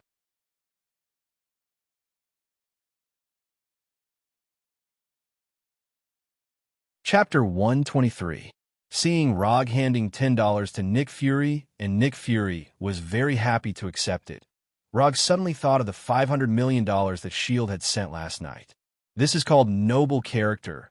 This is called selfless dedication. No wonder Rogers can have the title of Captain America. This title is simply tailor-made for him. Not only did he not charge a penny for carrying out such a dangerous task, but he also took the initiative to pay for it. This kind of character, this kind of style, it seems that he can only be a vulgar person in the future. "Thank you for coming." After putting away the $10, Nick Fury deliberately looked at Rog with his remaining right eye, as if to say, "Look at him and then look at him." Rog chose to ignore Nick Fury's suggestive eyes. Then, Nick Fury came to Dr. Banner and said slowly, "Doctor, thank you for coming. Thank you for not being rough." Dr. Banner answered calmly, and then continued, "How long do I have to stay here? We will let you go as soon as we get the magic cube, and you can go anywhere you want. So how are you doing now?" Dr. Banner continued to ask. If he could, he was not very willing to stay here. In particular, Rog was also here. "We are scanning all the wireless readable cameras, mobile phones, and laptops in the world. As long as they are connected to satellites, they are our eyes." Coulson answered the question for Nick Fury. "How many spectrometers can you mobilize if you want to narrow down the scope?" "As many as you want," Nick Fury said with great confidence. "Contact all the laboratories you can find and ask them to put the spectrometers on the roof and search for gamma rays. I will draft a tracking algorithm based on cluster recognition so that at least a few areas can be ruled out." After entering his professional field, Dr. Banner immediately showed the qualities that his 7 doctorate degrees should have. "What is professional? This is it. Can you find me a place to work?" Dr. Banner continued. "Agent Romanoff, please take Dr. Banner to his laboratory." As a professional agent, Nick Fury naturally made all the necessary preparations and instructed Natasha. After Banner and Natasha left, Nick Fury came to Rog and said, "Are you really not considering joining the Avengers Project? We need a professional like you. What you need is not a professional, but a professional fighter. It's better for us to maintain our current relationship. You'll pay, and I'll do my best. Money and goods are even, and I won't cheat anyone." Rog rejected Nick Fury's invitation once again. This was not the first time that Nick Fury had extended an invitation, but every time, he had received the same answer. If I remember correctly, your last evaluation of me was that I was reckless, often ignored the rules, and lacked sympathy for the weak. It's not a good habit to overturn your previous evaluation for a mere $500 million US. With the help of Dr. Banner, S.H.I.E.L.D.'s search work has improved significantly. But even so, they only found Loki's trace after nightfall. Suspected target found. Facial features match 67%. Weight, cross-comparison shows 79% match. A S.H.I.E.L.D. staff member reported. Where is he? Stuttgart, Germany, 28 Kuhnenstrasse. He didn't plan a hide. Loki, wearing a handsome suit, appeared on the surveillance screen. Captain, it's up to you. Nick Fury glanced at Rogers next to him and said with a serious face. At the same time, Rog and Natasha's room also received the order to set off. This Loki appeared at a really bad time. More than 10 minutes later, Rog and others appeared in a Quinjet that had already been prepared and began to head to Loki's location. Not long after the Quinjet set off, Rog, in uniform, came to Rog and sat next to him. Glancing at Natasha, who was piloting the Quinjet, Rog turned to Rog and whispered, I don't mean to offend you, but now is the time of action, and it's better to control some things. Wasting stamina is a big taboo on the battlefield. I can fight like this all day. Rog wanted to answer Rogers with this classic quote, but after seeing Rogers' serious expression, he dismissed the idea. The other party had good intentions. Although this did not affect him in any way, it was still a kind reminder from the other party. Proper relaxation is good for reducing the pressure before the battle. Just kidding. Thank you for reminding me. I will pay attention next time. Then it was a boring, long, and boring flight. At this time, Loki, wearing a horned helmet and holding a scepter, was expressing his feelings to the ordinary people kneeling in the square. You are born to be ruled by others, and you will always bow down to others. As soon as Loki finished speaking, an old man with very little hair stood up. We will not bow down to people like you. You'll never find someone like me again, Loki said in a superior tone. Facing Loki, who showed superhuman strength, the old man was not afraid at all, and said firmly, There are always lunatics like you. Everyone, look at this old man. I will use him as an example to others. After that, Loki pointed the scepter in his hand at the old man, who stood up, and the tip of the scepter shone with a light blue light. Whoosh! The next second, a ball of energy flew toward the old man like a cannonball. Just as the energy ball was about to hit the old man, Rogers descended from the sky, blocked the energy ball with the shield in his hand, and bounced the energy ball back. Bang! Loki, who was caught off guard, was knocked to the ground by the energy ball he fired. You know, the last time I came to Germany, I also met a person who stepped on others. After blocking the energy cannonball, Rogers of the American team walked towards Loki, who was lying on ground. Where did these people learn the habit of chatting before fighting? Isn't it better to just fight? Loki, who was knocked down, stood up immediately. Just as he was about to say a few harsh words to Rogers, he saw a person who was falling rapidly, a somewhat familiar person. Is it Rog? Why is he here? Isn't he at Asgard? Has the Bifrost been repaired? In an instant, several questions appeared in Loki's mind at the same time. Before he could think of any results, he saw a flying Thor kunai shining with a light silver metallic light in front of him.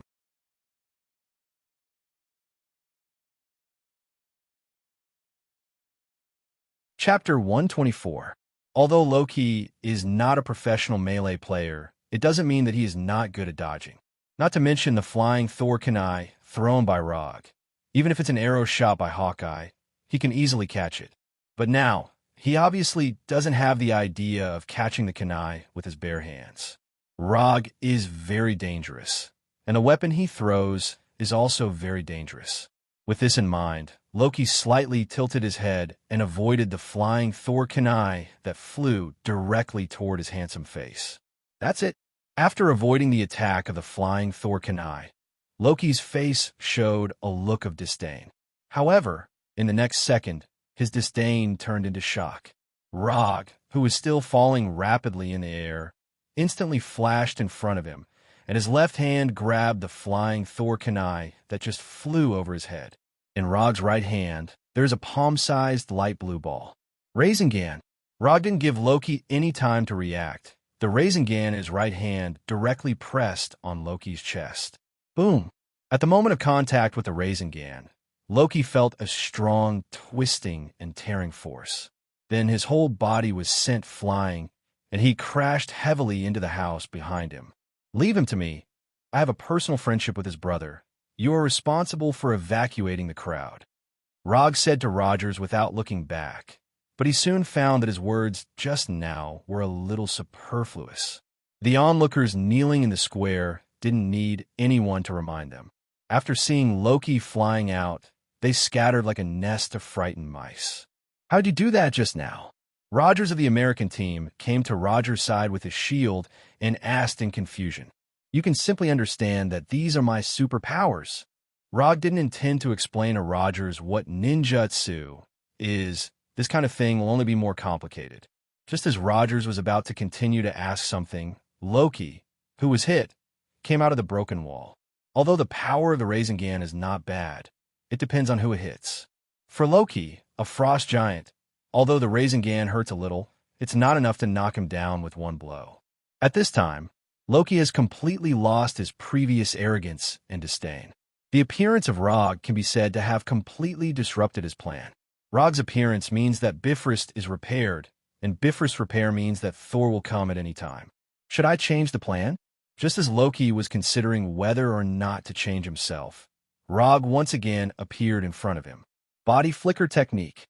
The flying Thor kunai in Rog's hand pierced Loki's heart like lightning, and then it directly passed through Loki's body. Illusion.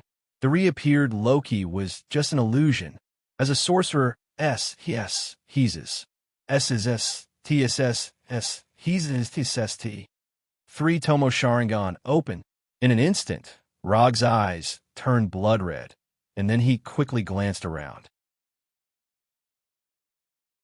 Streets, squares, roofs. After a quick observation of the surrounding environment, Rog did not find any trace of Loki.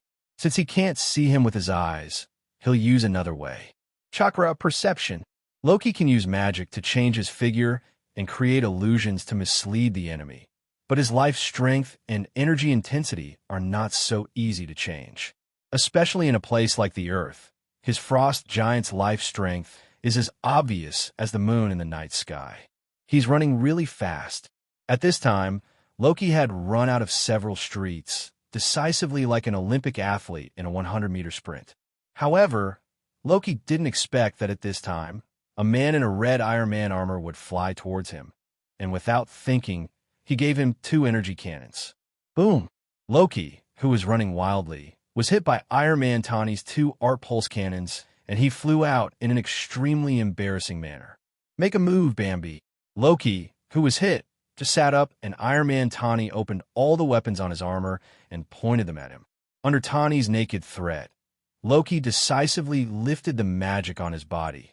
The armor on his body and the horned helmet on his head quickly disappeared, and then he silently raised his hands. That's a good boy. Tani put away his weapon, and Rog and Rogers also rushed over at this time. The next thing was much simpler. When Tani and Rog escorted Loki to the Quinjet, Rog picked up the scepter that fell aside. Is this the scepter that hides the Mind Gem?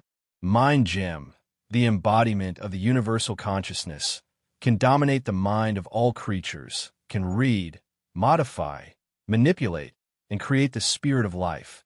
Even with a light touch, it can change the mind of the target. Even Rog, who's seen a lot, couldn't help but get a little excited at this time. However, when he picked up Loki's scepter and seriously perceived the blue gem at the top of the scepter, his face became extremely ugly. There's a ghost mind gem in it. Inside the blue gem at the top of the scepter, there is nothing but a huge amount of energy of unknown origin. Is there really no mind gem? Or is this scepter just a forgery? If the scepter is a forgery, it will be a little better, as long as the genuine one is found. If this scepter is genuine, then the problem is very serious.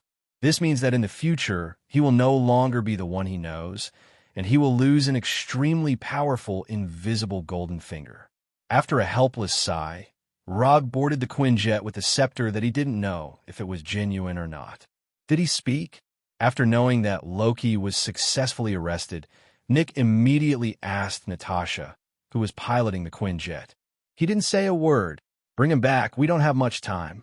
Nick Fury decisively ended the call. Rog and Tani of the American team said, I have a bad feeling. Why? Isn't it good for a rock star to surrender? Tani replied with an indifferent face. Rog, what do you think? Rog ignored Tani and asked Rog's opinion.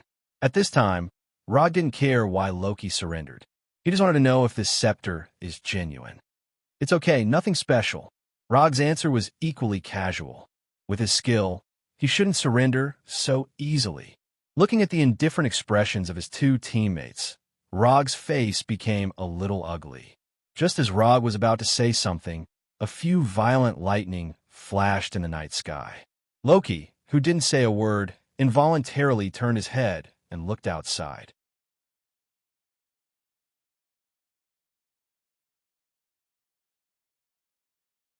Chapter 125. Loki's action immediately attracted the attention of Rogers from the American team. What's the matter? Are you afraid of thunder? I don't like guys who follow lightning. Loki ignored Rogers' sarcasm and answered nervously. Thor really came. Although Loki had been mentally prepared when he saw Rog, he didn't know what to expect. But when Thor really appeared, he couldn't help but feel nervous. In just a few seconds, Saul, who was accompanied by lightning, landed directly on the Quinjet, causing the flying Quinjet to suddenly shake during the battle. A familiar guy is here. Unlike the nervous Loki and the confused Rogers and the others, Rog had a calm expression on his face at this time. When Rogers picked up his shield and Tani put on his helmet, Rog came directly in front of Loki and patted him on the shoulder. Thor's flying technique. Before the authenticity of the scepter was confirmed, he would never let Loki out of his sensing range. When Rog patted his shoulder, Loki felt a mysterious power that he had never touched before. Although this power was not considered strong, it was firmly branded on his body like gangrene attached to the bone. What is this? Just as Loki was about to speak, Tani, who had already put on his helmet, opened the hatch at the tail of the Quinjet. However, Tani had just taken a few steps when Thor in his armor came to the hatch and directly hammered Tani. Without any suspense, Tani was sent flying, and at the same time, he knocked down Rogers, who was behind him. It was not until then that Thor realized that not only Loki was here, but Rog was also here. Long time no see. Rog took the initiative to greet him.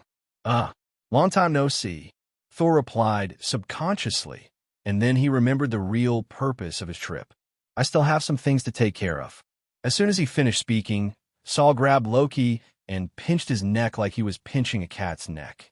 Then, he waved Mjolnir and flew out. Another troublemaker. Tani, who stood up, complained silently. Is he also from Asgard? Natasha had never seen Thor before, nor had she seen any information about Thor. He is Loki's brother, Thor from Asgard. As the person who was most familiar with Thor, Rog took the initiative to introduce Thor.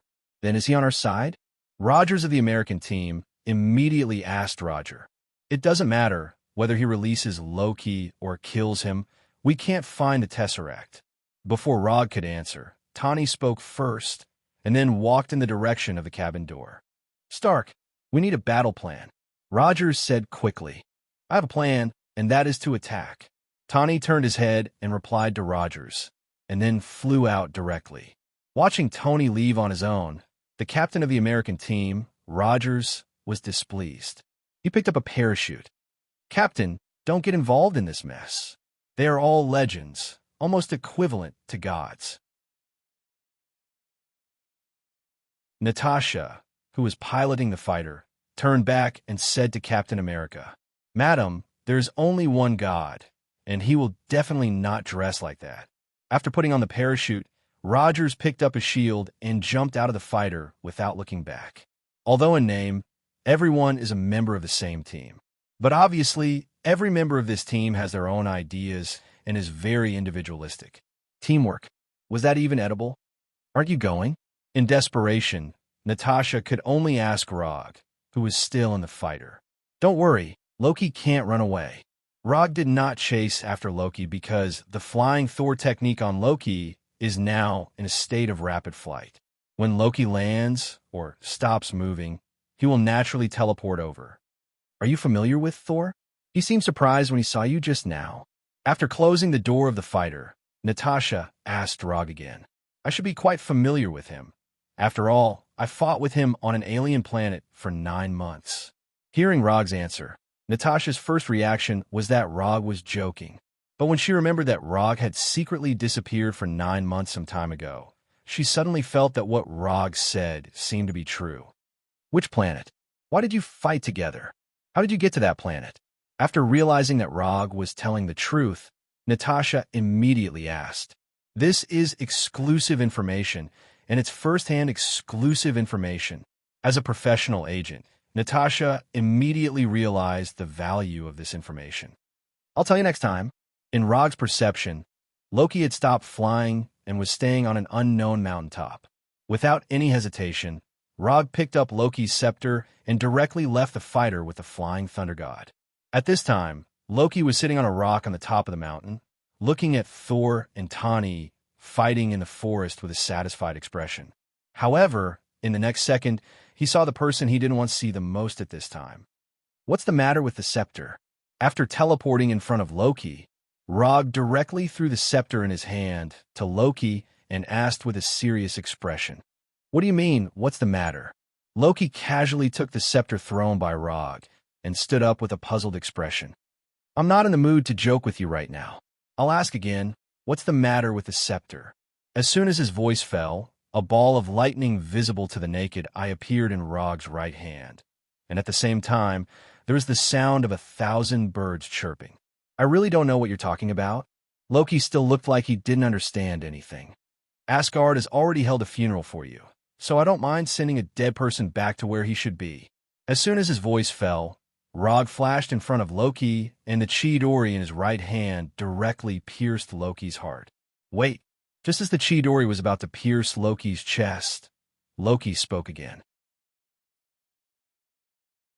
Do you think this kind of low-level illusion can fool me? I'm the god of trickery, Loki, playing illusion in front of me. Aren't you too confident? As soon as Loki finished speaking, the Rog standing in front of him disappeared like a bubble, and 10 meters away, another Rog appeared. Ignorant earthling. Loki's face was full of disdain as he added, well, since illusion can't scare you, let's do it for real. As soon as his voice fell, Rog used the summoning technique to summon the Kusanagi sword. As a show of respect before you die, I'll tell you the name of this move in advance. This move is called Kusanagi sword, Chidori blade. In Warnerheim, I once used this move to kill a 5-meter-tall Cronin warrior. When Rog introduced the Chidori blade, Loki felt a strong murderous intent from him. This guy is serious. Farewell, Loki. Before Loki could speak, Rog once again appeared in front of him, and the Kusanagi sword wrapped in lightning directly pierced his throat.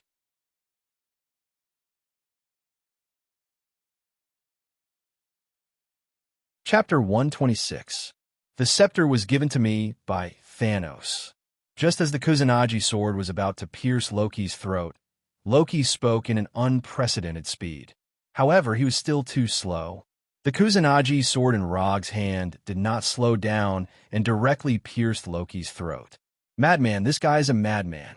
Although his neck was pierced by the Kusanagi sword, Loki did not feel the slightest pain. He was fooled. The god of trickery was fooled by an earthling. Why didn't you say so earlier? Why did you have to do this? At this time, Rog was still holding the sword. After he finished this sentence, his body instantly collapsed and dissipated, turning into a dark crow. From the beginning to the end, he had no intention of killing Loki. Although Loki looked unloved in Asgard, if he really killed him, Odin, the father of all gods, would definitely kill Rog. You can. After calming down a little, Loki stared at Rog, who was more than 10 meters away, especially his blood-red eyes. As a master of illusion, He was actually fooled by an Earthling's illusion. This was a shame that needed to be washed away with the enemy's life. After being teleported here through the Thor, Rog immediately cast an illusion on Loki. However, what he cast was not an ordinary illusion, but a double illusion. For someone like Loki who was proficient in magic, especially illusion magic, ordinary illusions would never be able to escape his eyes. Therefore, Rog deliberately gave Loki a small opportunity to show off and let him perceive the existence of the first illusion. As he had expected, Loki easily discovered the existence of the first illusion. However, Loki did not expect that the first illusion was only a part of the second illusion. Loki thought that he had seen through Rog's illusion, but in fact, he had always been under the influence of the second illusion. With Loki's strength, if he was just a little bit more cautious and serious, he would have a great chance of discovering the existence of the second illusion. Unfortunately, he was too confident. He was confident that he had seen through Rog's illusion. Loki thought that he was on the second floor and Rog was only on the first floor, but the real situation was that Loki was on the second floor and Rog was on the fifth floor. Thanos asked you to conquer the Earth, but as a result, he is not even willing to give you a better weapon. It seems that you are not very important in his heart. Although Loki's scepter was a good magic weapon, it could only be considered good. Not to mention the hammer of Thor. Even Rog's enchanted fan that had been enchanted by Odin was several levels higher than this thing. At the very least, his round fan could still respond to its owner's summons and had the ability to fly. What do you know? Thanos doesn't want the Earth, but speaking of this, Loki finally reacted. Why do I have to explain to him? He is not my companion. Not knowing if it was because of shyness or other reasons, Loki snorted proudly and then ignored Rog. At this time, Tani and Thor were still fighting in the forest below, but they soon ushered in another game partner. Rogers of the American team finally rushed over and attacked Tani and Thor with the shield in his hand at the same time. The appearance of Rogers made the battle between Tani and Thor temporarily stop. Then not long after, Thor waved Thor's hammer and smashed it on Rogers' shield. Boom! A dazzling and powerful explosion sounded, and the surrounding trees were instantly broken, and a very obvious circular gap appeared in the forest. After the explosion, Thor, Rogers, and others finally calmed down and put an end to this meaningless battle. More than half an hour later, the group returned to the helicarrier, and Loki was escorted by a team of heavily armed shield soldiers to his VIP presidential suite. As he passed by Dr. Banner's laboratory, Loki turned to look at Dr. Banner and showed an ambiguous smile. Let's be clear, if you try to escape, even if you just scratch the glass, you will fall to a height of 9,000 meters with this cage, understand? Nick Fury demonstrated his VIP exclusive service to Loki. This cage is really good. I guess it wasn't made for me. Even at a time like this, Loki still looked indifferent. It was built for something more powerful than you. Nick Fury answered Loki's question. I've heard of it. After that, Loki turned his head and glanced at the surveillance camera next to him. It's obviously a stupid beast, but you still pretend to be an ordinary person. How panicked are you to think of such a monster as a rescue? Loki's ridicule was clearly transmitted to a conference room in the helicarrier. Nick Fury is not the only one who is paying attention to Loki. Panicked? You threatened me by saying that you would go to war with my world. You stole the power that you couldn't control. You took pleasure in killing. It was you who forced me to do this. Nick Fury didn't take Loki's ridicule to heart and said righteously, if you don't know his identity, you will definitely think that he is a good person after hearing his words. Although Rog is also in the conference room, his attention is not on the conversation between Nick Fury and Loki, but looking at the system's commission page with a puzzled face. Commission content. Capture Loki and hand him over to S.H.I.E.L.D. Commission status. Incomplete. Commission reward. 200 ninja coins. Loki has been successfully captured and handed over to S.H.I.E.L.D., but the system still hasn't judged that the commission has been completed. The three words incomplete are still so dazzling. Judging from the content of the commission, it is definitely in the state of being completed. But the problem is that the system doesn't seem to recognize this. What the hell is going on here? Rog read the commission content over and over several times, but he still has no clue. Just as he was thinking about whether there would be any hidden conditions in this commission, Captain Rogers suddenly asked Thor, "Loki is stalling for time. Thor, what is he planning?" "He has an army of Chitauri, and no one knows his origin. He intends to lead this army to invade the Earth. The Chitauri will help Loki conquer the Earth, and in return, Loki will give them the magic cube." Saul told him everything he knew about the current situation.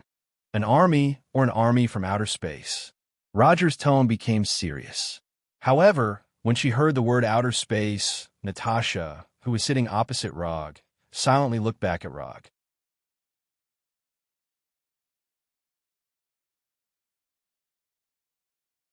Chapter 127.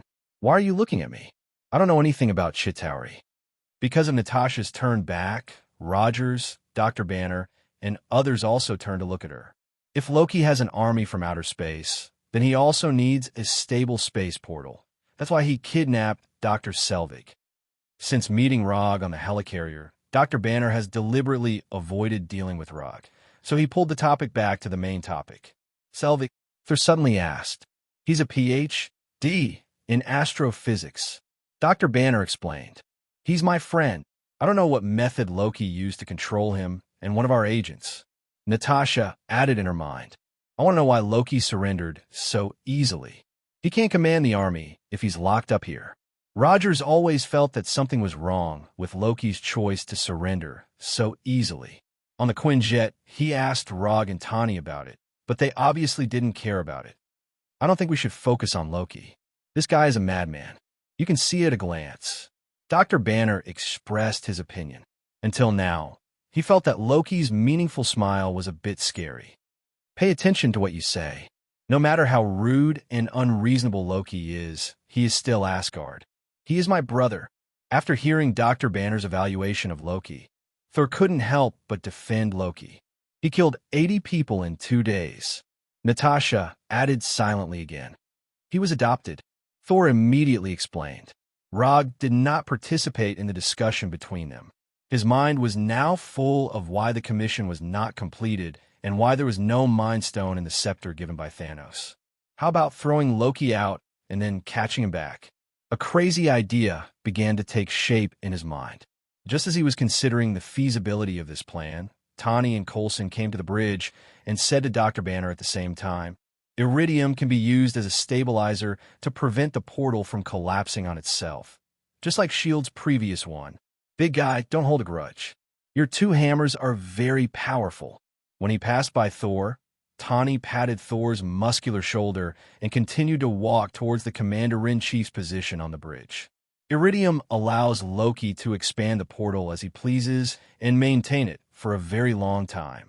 Tani spoke as he walked, and soon arrived at Nick Fury's commanding position. He then continued, raise the mizzen mast and turn the topsail. When the staff on the bridge turned to look at Tani, he suddenly pointed at one of them and said, that person is playing with a bee. He thinks that others can't see it, but I can see it. Tani's jesting instantly swept away the depressing atmosphere in the bridge. How can Fury see the screens on both sides? Tani tried to block his left eye with his hand, and then asked Agent Hill behind him, turn around. Agent Barton can easily get other raw materials.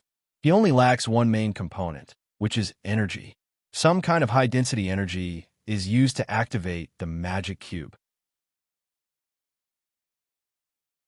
After a few random clicks on the screen, Tani said casually, and then when he turned around, he installed a small device that looked like a nut on the pillar under the screen. When did you study thermonuclear astrophysics so much? Agent Hill asked. After hearing Agent Hill's words, Rog sighed helplessly. You shouldn't have asked this question. It will make everyone present look like they haven't graduated from elementary school. Last night, the dataset, Dr. Segwell's notes, and some papers on extraction theory. Didn't you do your homework in advance? Thor said in a slightly exaggerated tone. Does Loki need any specific energy? Roger ignored Tani's exaggerated expression and asked silently. He has to heat the magic cube to more than 100 million degrees to surpass the Coulomb barrier. Dr. Banner answered immediately. Unless Sylvig has already figured out a way to stabilize the quantum tunneling effect. Tawny added while walking towards Dr. Banner. If he really figures it out, he can use any reactor to complete heavy ion beam fusion. Dr. Banner continued. Finally, there is someone who can speak. What do you mean by that? Roger complained. Compared with Tawny and Dr. Banner, everyone present is an elementary school student who hasn't graduated yet. It's nice to meet you, Dr. Banner. Your research in the field of anti-electron collision is really unparalleled, and I think it's great that you turned into Hulk when you lost control. Dr. Banner was quite happy with the first half of Tawny's sentence, but the second half, you flatter me. Dr. Banner replied with a little helplessness. Dr. Banner's purpose this time is only to track the magic cube. I hope you can find it with him. Nick Fury returned to the bridge and interrupted Tawny's crazy idea in time. When Tawny and Dr. Banner went to the laboratory, Thor came to Rog and asked Rog, "Why are you here?" "I received a commission from someone else, so I came." Rog replied casually. Loki may have done something wrong, but no matter what, he's still Asgardian. He's still my brother, so I hope you can help me bring him back. The purpose of Thor's trip is to retrieve the magic cube and bring Loki back to Asgard. But if Rog stops him, then he feels that it will be difficult for him to take Loki away. So he needs to confirm Rog's attitude in advance, lest things go in the worst direction. No problem, but only after I complete the commission, and I happen to have something I need your help with.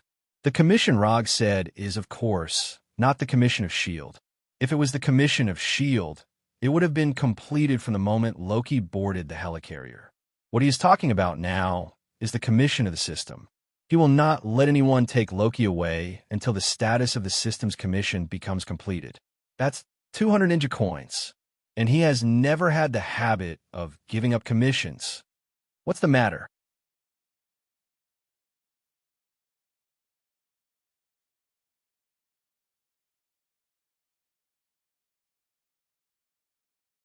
Chapter 128. You want to find a mind gem? This is not a power that can be controlled by humans. It will only bring disaster. Thor felt that it was necessary to stop Rog's dangerous idea. That is one of the 6 Infinity Stones, one of the most dangerous forces in the universe. I just want to know the whereabouts of the mind gem now. I'm not arrogant enough to control the mind gem. Rog knew exactly what Thor was worried about, but his worries now were obviously superfluous. I could try my best to help you inquire about it, but don't get your hopes up. Although he didn't know what Rog wanted to do, Thor finally agreed out of trust in Rog. After reaching a consensus with Thor, Rog left the bridge and returned to the room arranged for him by Nick Fury. The only thing he was good at was fighting, and as for those professional things, he would leave it to the professionals. Tawny and Banner were trying to determine the whereabouts of the magic cube. Natasha went to Loki's VIP presidential suite to see if she could get any useful information from him. As for Rog, he was now looking for something in the secret warehouse in the mothership. Thor was as idle as Rog, but one of them chose to go back to his room to sleep, while the other stayed in the bridge. However, not long after he lay down, he felt an abnormal energy fluctuation. To be precise, it was a magic fluctuation. Is this serious? The mind gem is gone. Can this scepter still have the effect of bewitching the mind?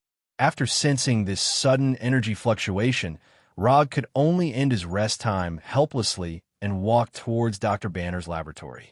When he came to the laboratory, he saw Tawny and others arguing, and Dr. Banner, who had unknowingly picked up the scepter. Looking at the noisy Tawny and others, Rog frowned slightly, and then mobilized chakra in his body. Although he didn't know how the scepter bewitched Tawny and others, he had a very simple and crude way to crack it. Everyone calm down. When Tawny and others all looked at him, Rog's eyes instantly turned into 3 Tomo Sharingan. Sharingan, Jinjutsu. The moment they saw Rog's eyes, Tawny and others were pulled into an illusion by Rog. But he didn't do anything to them, and a few seconds later, he took the initiative to lift the illusion. When the effect of Jinjutsu disappeared, Tawny and others also recovered their original reason and realized that something was wrong with them. Try to stay away from that scepter, Rog reminded them. At this moment, the monitoring device in the corner of the laboratory suddenly emitted a burst of urgent alarm. The energy signal match is 100%. Looking at the alert information and location displayed on the screen, Dr. Banner subconsciously took off his glasses. Boom! A strong explosion sounded, and the entire helicarrier shook violently. Although this sudden explosion didn't directly blow up the flight engine of the helicarrier, it also successfully stopped the helicarrier's engine 3. Not only that, because the laboratory is very close to the engine 3, the explosion unsurprisingly affected the laboratory and blasted a big hole in the laboratory floor. Tani, Rog, and Thor were blown out by the explosion, while Banner, Natasha, and others fell directly to the next floor of the laboratory. This explosion really came at the right time. At the moment when the explosion sounded, Rog covered himself with a layer of chakra, so he didn't suffer any damage at this time. Are you okay? After lifting the metal pipes and iron pieces that pressed on Natasha and Dr. Banner, Rog asked about their condition. I'm fine. Although she looked a little embarrassed, Natasha didn't suffer any obvious damage. She was just pressed down by those metal pipes.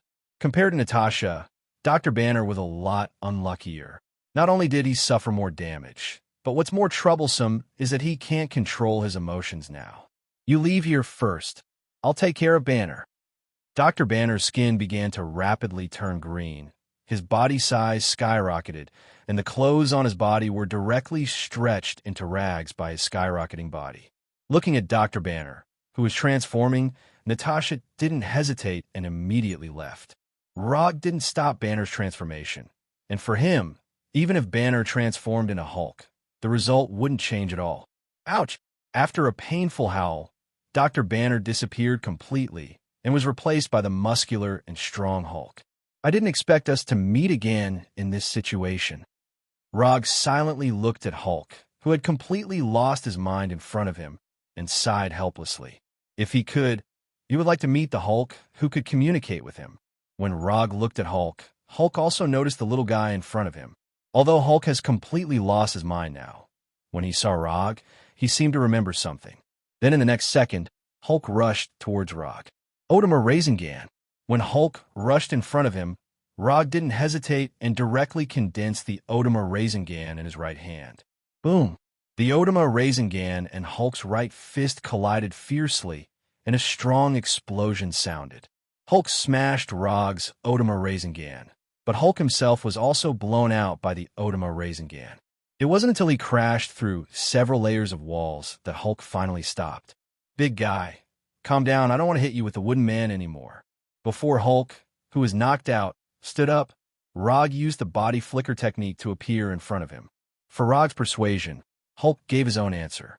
Hulk leaped up and pounced toward Rog like a ferocious tiger pouncing on its prey. Why don't you listen to my advice?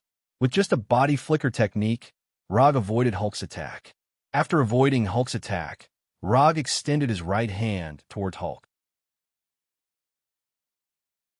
Mokutan Great Forest Technique. 5 wooden vines gushed out from Rog's right hand and pounced on Hulk like 5 pythons. Then they bound Hulk tightly.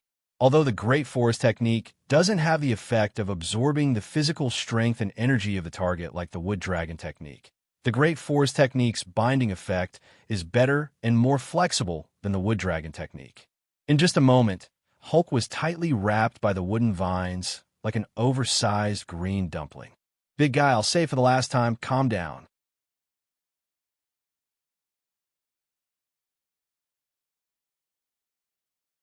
Chapter 129. To a certain extent, Rog was quite fond of Hulk. Although Hulk is not as smart as Banner, this is also one of his strengths. Banner is too smart, which leads him to think too much sometimes. Hulk is different. If you can get Hulk's approval, even if you ask him to fight the mountain-sized flame giant Surtur, he will not hesitate. So, Rog still prefers to be friends with people like Hulk. But at this time, Hulk obviously has no intention of being friends with him. After being entangled by Wood Release, Great Forest, Hulk not only did not calm down at all, but became more irritable. Kacha! The vines that wrapped around Hulk began to show signs of breaking under his violent struggle. Hey, I really don't want to hit you with wood golem anymore. Having said that, Rog still silently cast would release wood golem.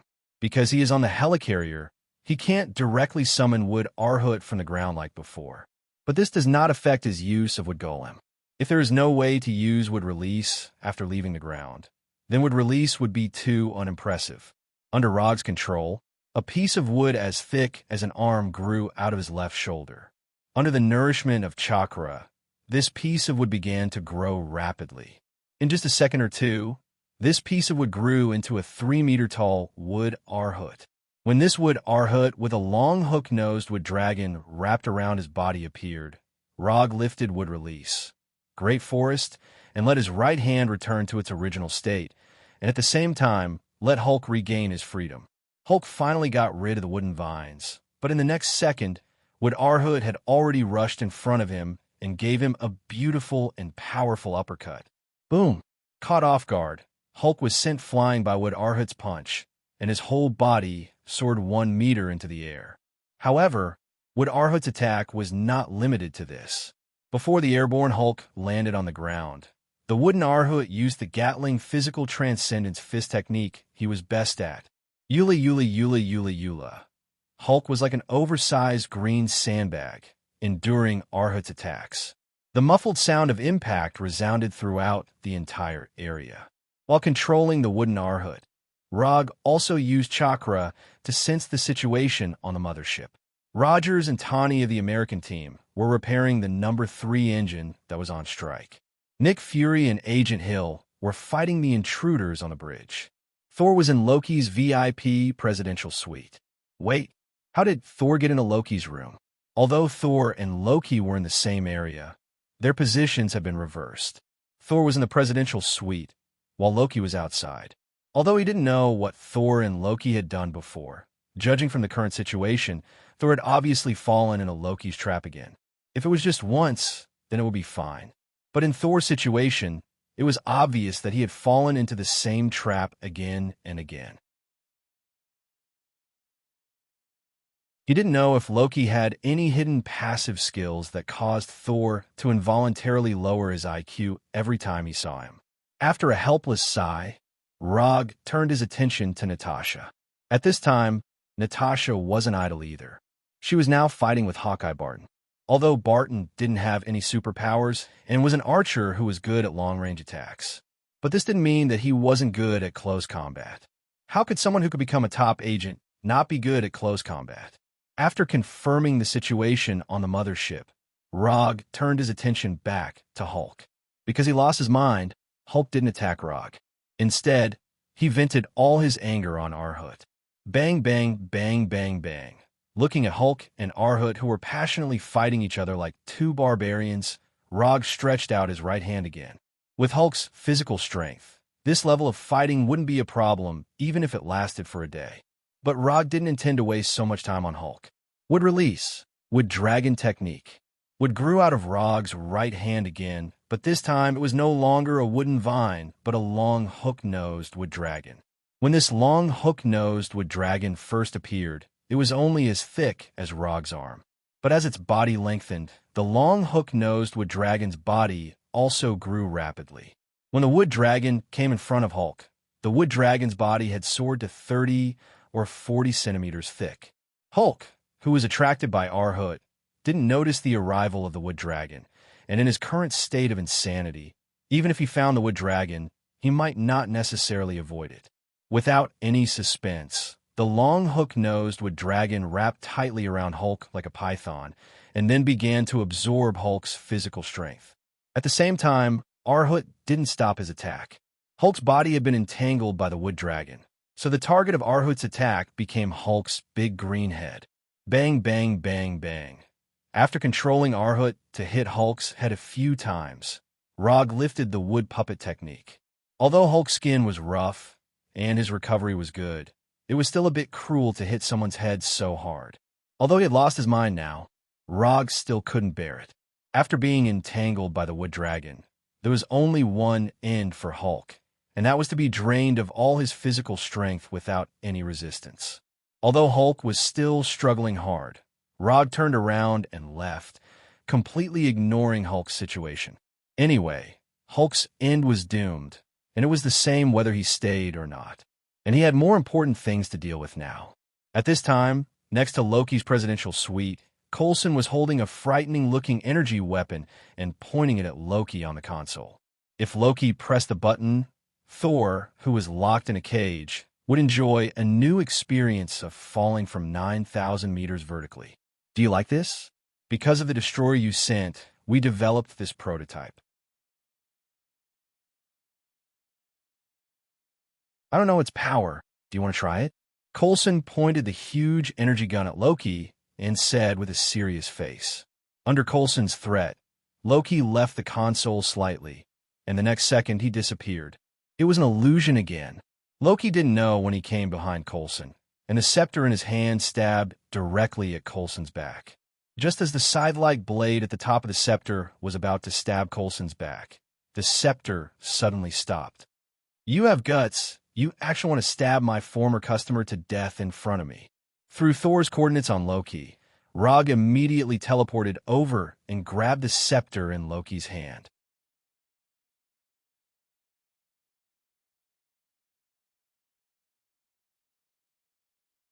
Chapter 130. It wasn't until this time that Coulson discovered that Loki had appeared behind him and almost stabbed him. Just a little bit more, and he would have reported death. Thinking of this, Coulson couldn't help but break out in a cold sweat. Loki didn't expect that Rog would come over at this time. According to the plan, Rog should have been stopping Hulk, who had lost his mind at this time. Hulk was taken care of so quickly. This is not scientific. Loki is not a person who acts blindly like Thor. Since he chose to surrender, he naturally made full preparations and plans. But now, Hulk, the most important person in the plan, did not play a role as expected. Hulk did not destroy S.H.I.E.L.D.'s helicarrier as planned, nor did he contain the actions of Rog and others, nor did he directly destroy S.H.I.E.L.D.'s recovery team from the inside. If I said that this was just a joke, would you believe it? Loki pulled back his scepter, and after finding that the scepter did not move, he took the initiative to let go of his right hand holding the scepter and silently stepped back a few steps. Do you think I would believe it? After throwing the scepter to Coulson, Rog walked slowly towards Loki. If he hadn't arrived in time at the Flying Thunder God, Coulson would have been lying on the ground bleeding. Wait, maybe we can discuss it. If you help me conquer the Earth, I can give you half of the Earth and make you a Real King. How about it? Although Loki hasn't really fought with Rog, he knows very well that once they fight, the loser will definitely be himself. Since he can't beat him, it's reasonable to take a step back. Half of the Earth. This is definitely a very tempting bargaining chip. Not interested, Rog refused Loki's proposal without even thinking about it. What a joke! If the Earth was so easy to conquer, this would not be the Earth. Loki doesn't know how many terrifying existences are hidden on this seemingly inconspicuous Earth. Not to mention that he only has a Chitauri army on hand. Even if Thanos led the entire army, it would be impossible to conquer the Earth. Really, that's a pity. Although he didn't expect Rog to agree to his proposal directly from the beginning, Loki still felt sorry after hearing Rog's unhesitant refusal. Why is there no one with Rog's strength on his side? If Rog is willing to stand on his side, then everything will be much simpler. However, there are not so many ifs in this world. Yes, Loki can only pull out his only weapon, a knife of more than 10 centimeters long. A mage was forced to fight with a dagger. This was something no one else could do. However, at this moment, Loki's immense. Although he was entangled, he was not the only one who invaded the helicarrier's attack. Ants, ants, ants, ants, ants. Bang, bang, bang, bang. Fierce gunshots sounded. Bullets flew toward Rog, ants direction. If he was alone, Rog could safely leave here before the bullets hit him. But now, he still needs to take care of Coulson, who is an ordinary person. Wood release. Wooden spindle wall. Rog's body quickly rushed out of wood, instantly forming a curved wall, covering himself and Coulson. The flying bullets, without exception, all hit the hemispherical curved wall. There's no doubt about the power of the bullets. But the wood that makes up the wooden spindle wall is not ordinary wood. Clanking sounds rang out continuously. Although the mercenaries' shots were concentrated and accurate, they were still unable to penetrate the wooden spindle wall's defense. "You stay here. I'll deal with the people outside." After that, Rog used the body flicker technique to leave the wooden spindle wall. After mastering the sage mode of the Shikatsu forest, his wood-release ninjutsu has increased a lot. Tree World Descent, Great Forest Jutsu, Wooden Spindle Wall. These are the ninjutsu he learned after mastering the sage mode. In addition to these ninjutsu, he also mastered a ninjutsu that he likes, but never used in actual combat. The reason is very simple, because that ninjutsu is too cruel. After using the body flicker technique to leave the defensive range of the wooden spindle wall, Rog quickly glanced at the mercenaries who were attacking. 7 people. After confirming the number of enemies, Rog decisively used a ninjutsu that has never been used in actual combat. Wood release, cutting technique. A wooden spike that was tens of centimeters long grew out of his right arm and connected to his right arm like a dagger.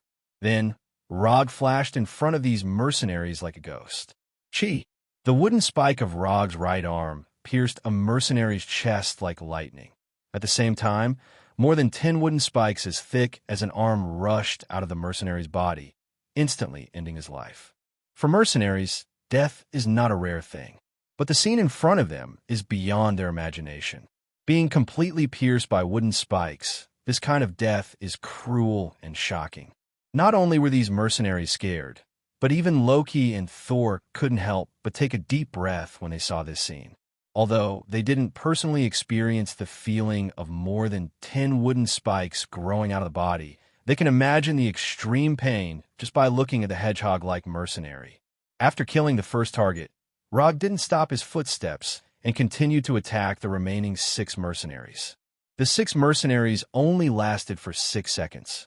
When these mercenaries were all dead, Rog removed the cutting technique. The removal of the cutting technique didn't make the wooden spikes in the mercenaries disappear. They still kept the miserable way of death. Although these mercenaries didn't give Loki any hope of winning, they bought him a few precious seconds. While Rog was killing the mercenaries, Loki once again returned to the control panel and opened a round hatch under the cage. The moment the hatch was opened, a strong airflow whistled and the temperature began to drop rapidly. After the third engine stopped working, the helicarrier began to rapidly descend, but even so, the helicarrier was still thousands of meters in the air. "You really are a monster," Loki said to Rog with a little helplessness. Then under the gaze of Rog and Thor, he jumped down from the open hatch.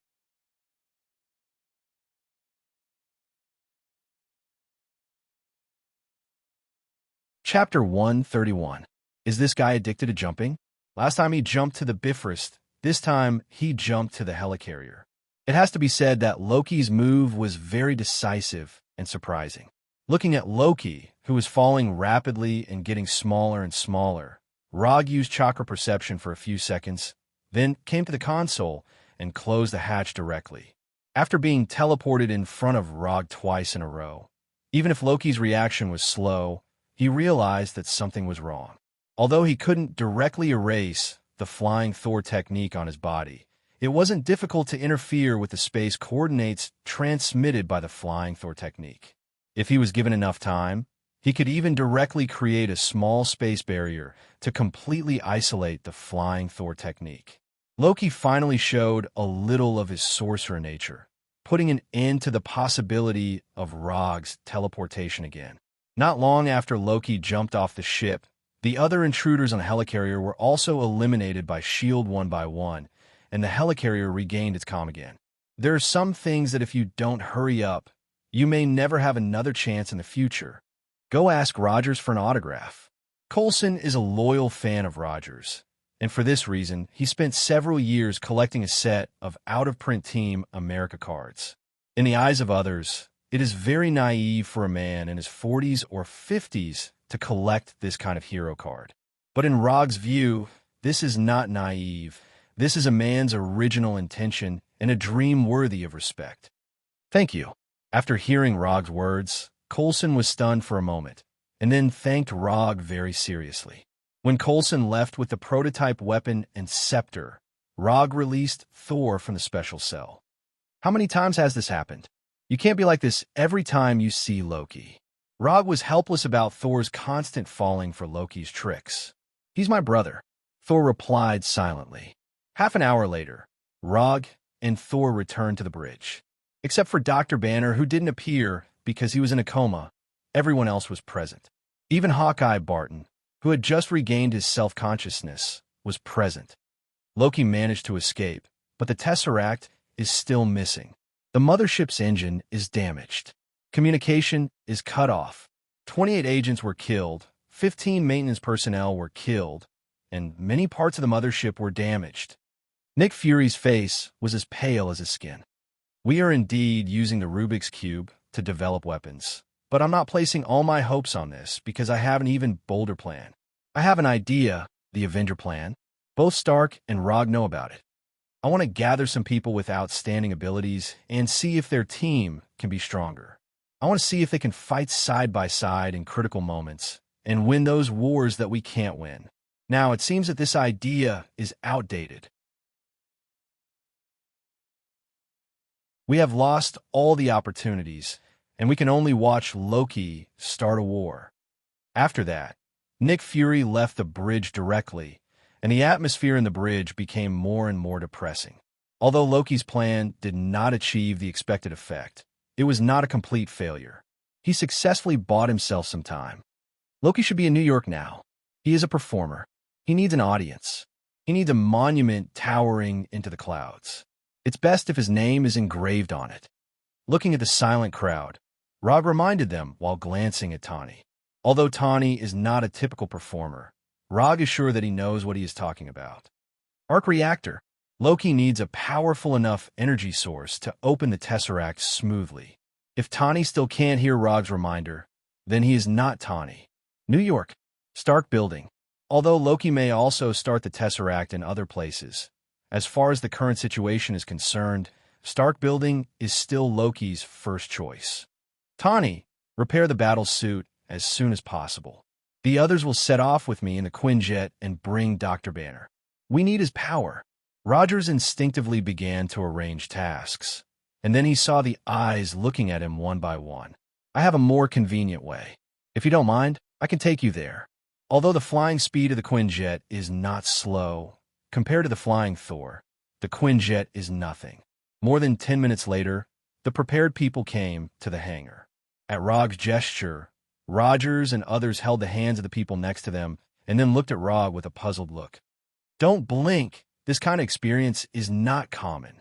After grabbing Tawny's shoulder, Rog reminded him one last time and then began to sense the flying Thor in New York. After locking on to the flying Thor, he decisively used the flying Thor. In just an instant, their figures disappeared from the hangar. The next second, they were teleported to the roof of a building near Stark Building. Although Team America and the rest were on high alert, they didn't see anything strange. The only thing they felt was that they experienced an extremely brief moment of weightlessness in an instant, and then they were teleported to New York. The trip is over. I hope everyone enjoyed this trip. Before Rog could finish speaking, a blue-white energy beam shot straight into the sky from the roof of Stark Building. When this energy beam flew to an altitude of thousands of meters, a huge circular portal appeared in the blue sky, and Chitauri warriors flew out like locusts. The war has begun. After seeing the scene in front of them, the same thought appeared in everyone's mind. When the Chitauri appeared, Tawny and Thor flew towards Stark Building immediately. Tawny wanted to return to the building to change his battle suit, and Thor wanted to defeat Loki as soon as possible. When the only two flying units left, Rog summoned the Kusanagi sword and the Thunder Fan, and then threw the fan out with force. Rog and others were still wondering why Rog threw the weapon out, and then they saw a scene that did not conform to the laws of physics at all. The fan that Logue had thrown out didn't fall to the ground as they had expected. Instead, it drew a beautiful arc in the air and flew back to Logue. The Thunder Fan was endowed by Odin with the same flying ability as Thor's hammer. As long as Odin was alive, this enchantment effect would not disappear. Rog didn't like Thor's flying method of being carried by Thor's hammer, so he adopted another flying method, flying with the fan.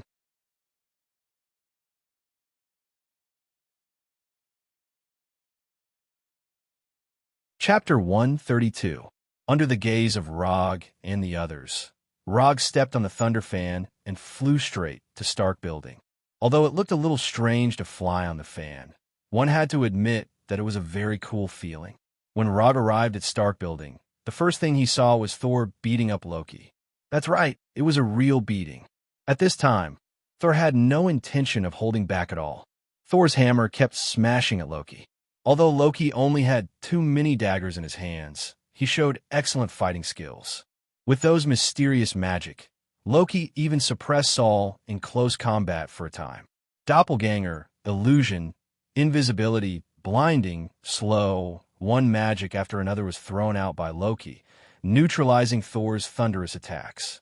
It was not until this time that Loki truly showed his full ability as a mage. While Loki was fighting with Thor, Tani finally finished changing and put on the latest Mark 7 battlesuit. After putting on the latest Mark 7, Tani did not hesitate and immediately joined the battle between Loki and Thor. With the addition of Tani, Loki, who had been fighting with Thor, suddenly felt a lot of pressure, and he kept retreating.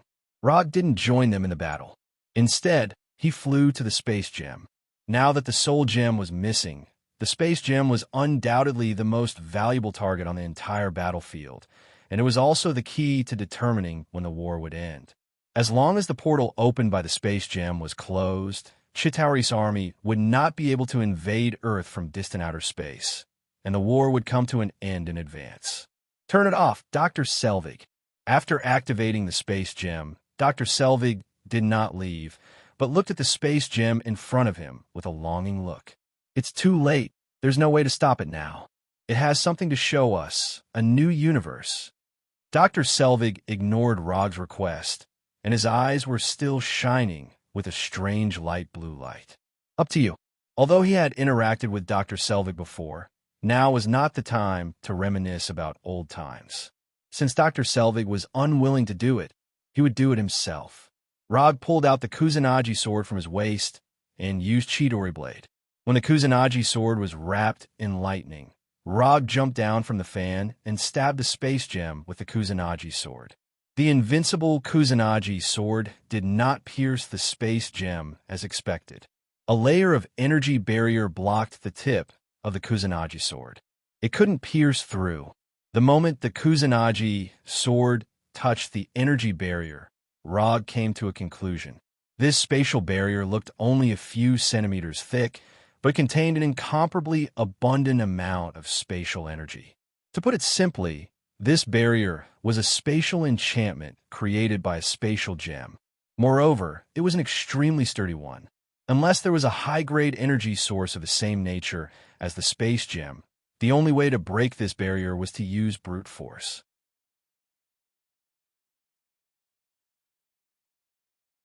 After thinking for a few seconds, Rog came in front of Dr. Selvig and directly cast a Sharingan Jinjutsu on the doctor. When the Sharingan Jinjutsu was lifted, the doctor's consciousness returned to normal.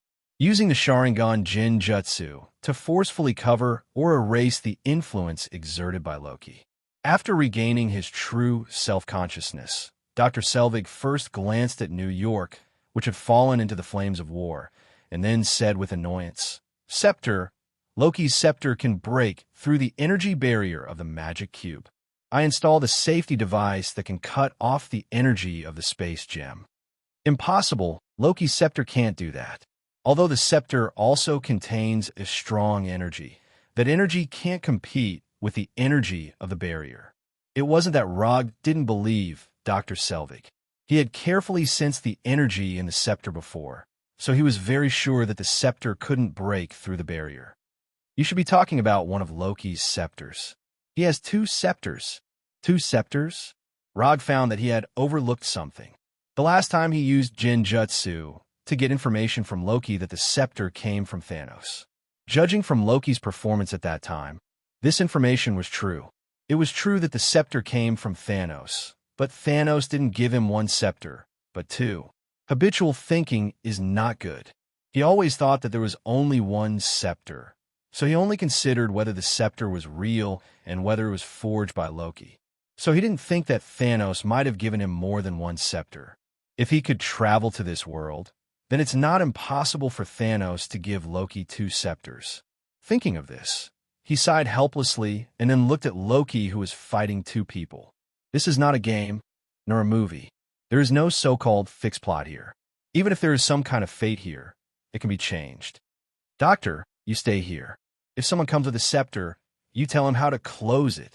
After that, Rod joined the team, attacking Loki.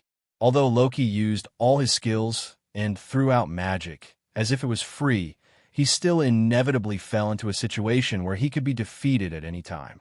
Especially when Rog also joined the battle, the situation became even worse. Although the battle was getting more and more difficult, it has to be said that Loki's performance at this time was perfect. In this extremely unfavorable situation, he not only did not lose quickly, but also took advantage of Rog and others' lack of experience in fighting together to make several threatening counterattacks. You are indeed very strong, but I, Loki, am not an ant that can be pinched by you. As soon as his voice fell, Loki crazily burned the magic in his body, and an amazing momentum gushed out of his body in an instant. Loki began to play with his life. Blinding, slowing, paralyzing, weakening, energy storm, mind erosion, magic missile, flame, lightning, ice storm, one magic after another was instantaneously released. At this moment, Loki proved with practical actions what a magic cannon was. In the face of Loki's crazy output, Rog and the other two had to choose to retreat for the time being. Mages never admit defeat when it comes to output. It turned out that no one who could make a name for himself in Asgard was weak. Although the god of trickery sounded a bit wretched, when he really played with his life, even a weak god could show an unparalleled tyrannical posture. Loki's crazy output directly destroyed the top floor of Stark Building, and even the energy beam emitted by the space gem trembled violently in the chaotic and violent magic storm.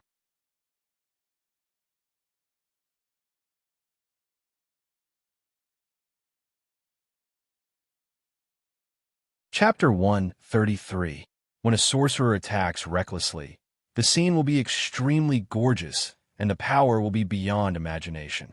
Loki's determination not only successfully forced Rog and the other two to retreat, but also successfully attracted the attention of the Chitauri warriors. Although Loki is only the temporary commander of the Chitauri warriors, after discovering that their commander is facing the enemy's siege, these Chitauri warriors rushed over as soon as possible. After these Chitauri warriors arrived at the Stark Building, without any hesitation, they immediately launched an attack on Rog and the other two. Beams of energy shot towards them like a storm.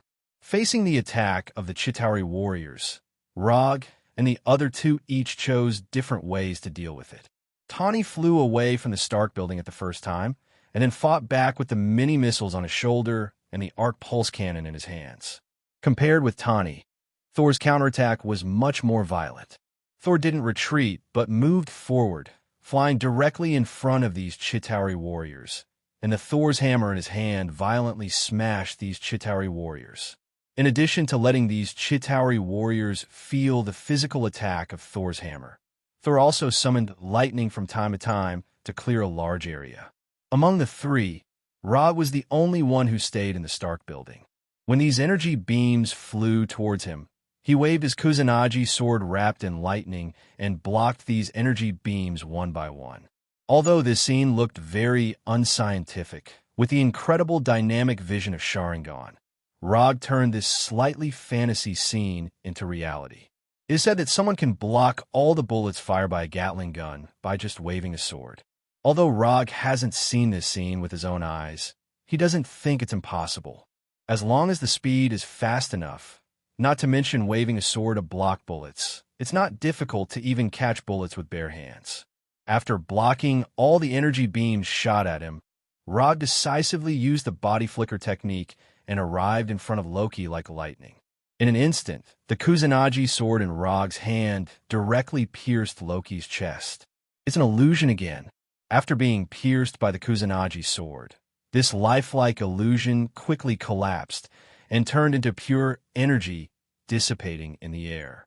While the Chitauri warriors were attacking Rog and the other two, Loki once again used his best illusion escape technique. Because of Loki's departure, the number of Chitauri warriors attacking Rog and the other two decreased. It didn't take long for these Chitauri warriors to be completely wiped out by Rog and the other two. Don't worry about Loki. We have a new playmate now. Tani pointed to the portal above. A leviathan flew from the portal. Let's clean these Chitauri warriors first. Thor looked at the leviathan behemoth and flew towards the leviathan. And the leviathan behemoth was not only a large war weapon of the Zatauri, but it was also a troop carrier for the Zatauri. When the leviathan behemoth flew over the buildings in New York, one by one, the Chitauri warriors ejected from it. After Thor left, Rog used psychic technique to summon the white 3-tomo mask that he hadn't worn for a long time. Why? Are you worried that these Chitauri warriors will see your face? Tani, who was hovering in the air, asked puzzledly. No, I just don't want to be famous. After putting on a mask, Rog stepped on the round fan and flew towards the Leviathan behemoth. The battle in New York made the whole world aware of the existence of the Avengers. However, Rog didn't want the ordinary people to know what he looked like. Superhero or something, let Tani and the others do it. When Rog stepped on the round fan and flew near the Leviathan behemoth was punched in the head by Hulk, and its whole body fell forward under the influence of inertia. One punch, one Leviathan behemoth. Hulk announced his appearance in his own overbearing way. Just as the Leviathan behemoth was about to fall, Tani fired a small missile at the Leviathan behemoth. Boom! Stark's products must be the best. Although the small missile launched by Tani was only the size of an arm, the power of the explosion was beyond imagination. The flesh and blood of the astonishingly large Leviathan instantly splattered everywhere, and its entire body was blasted into several pieces. When the flames of the explosion dissipated, Tani deliberately turned his head to look at Rog. He seemed to be saying, "Did you see that? This is the power of technology." "Give the order, Captain." When everyone gathered together, Hawkeye Barton said to Captain America, "Okay, pay attention. If we can't close the portal, we have to control the situation. Barton, go to the roof and report the whereabouts of the main force and the skirmishers. Stark, you guard the blockade line. Any enemy who runs out of 3 blocks, either rush back or kill them." Captain America immediately arranged the tasks for Hawkeye and Tani. "Can you give me a ride?" Hawkeye turned to Tani and asked. "No problem. Hold on tight, Elven Prince." Tani didn't talk nonsense and went directly to Hawkeye, lifted him up, and then flew to the roof. "Thor, you have to find a way to block the portal and slow down their advance. Can't you summon lightning? Use lightning to strike these bastards. Natasha, you and I stay on the ground and pin down the enemies on the ground." Natasha and Thor's tasks were immediately arranged. As for Hulk and Rog, you two are free to move and attack with all your strength. After hearing Captain America's arrangement, Hulk didn't hesitate and jumped directly to the Chitauri soldiers hanging on the wall. Rog didn't have any objections to Captain America's arrangement. However, he didn't immediately attack like Hulk. Instead, he stood on a round fan and moved his arms, then used the shadow clone technique. Bang, bang, bang, bang, bang. Under the watchful eyes of Rogers and Natasha of the American team, 50 masked rogues instantly appeared around them. "I'll let you see what a large-scale ninja battle is like." As soon as his voice fell, Rog and the shadow clones instantly disappeared in front of Captain America and Natasha. The Thunder Round fan was left in place by him. A long time ago, he left hundreds of flying Thor techniques in New York. Although some of the techniques were far away from the battlefield, The rest were enough for him to perform a Flying Thor's killing show. And in addition to these Flying Thor techniques, each of his shadow clones also has a Flying Thor technique. 50 active Flying Thor techniques, plus hundreds of fixed Flying Thor techniques. New York is his home ground of Flying Thor.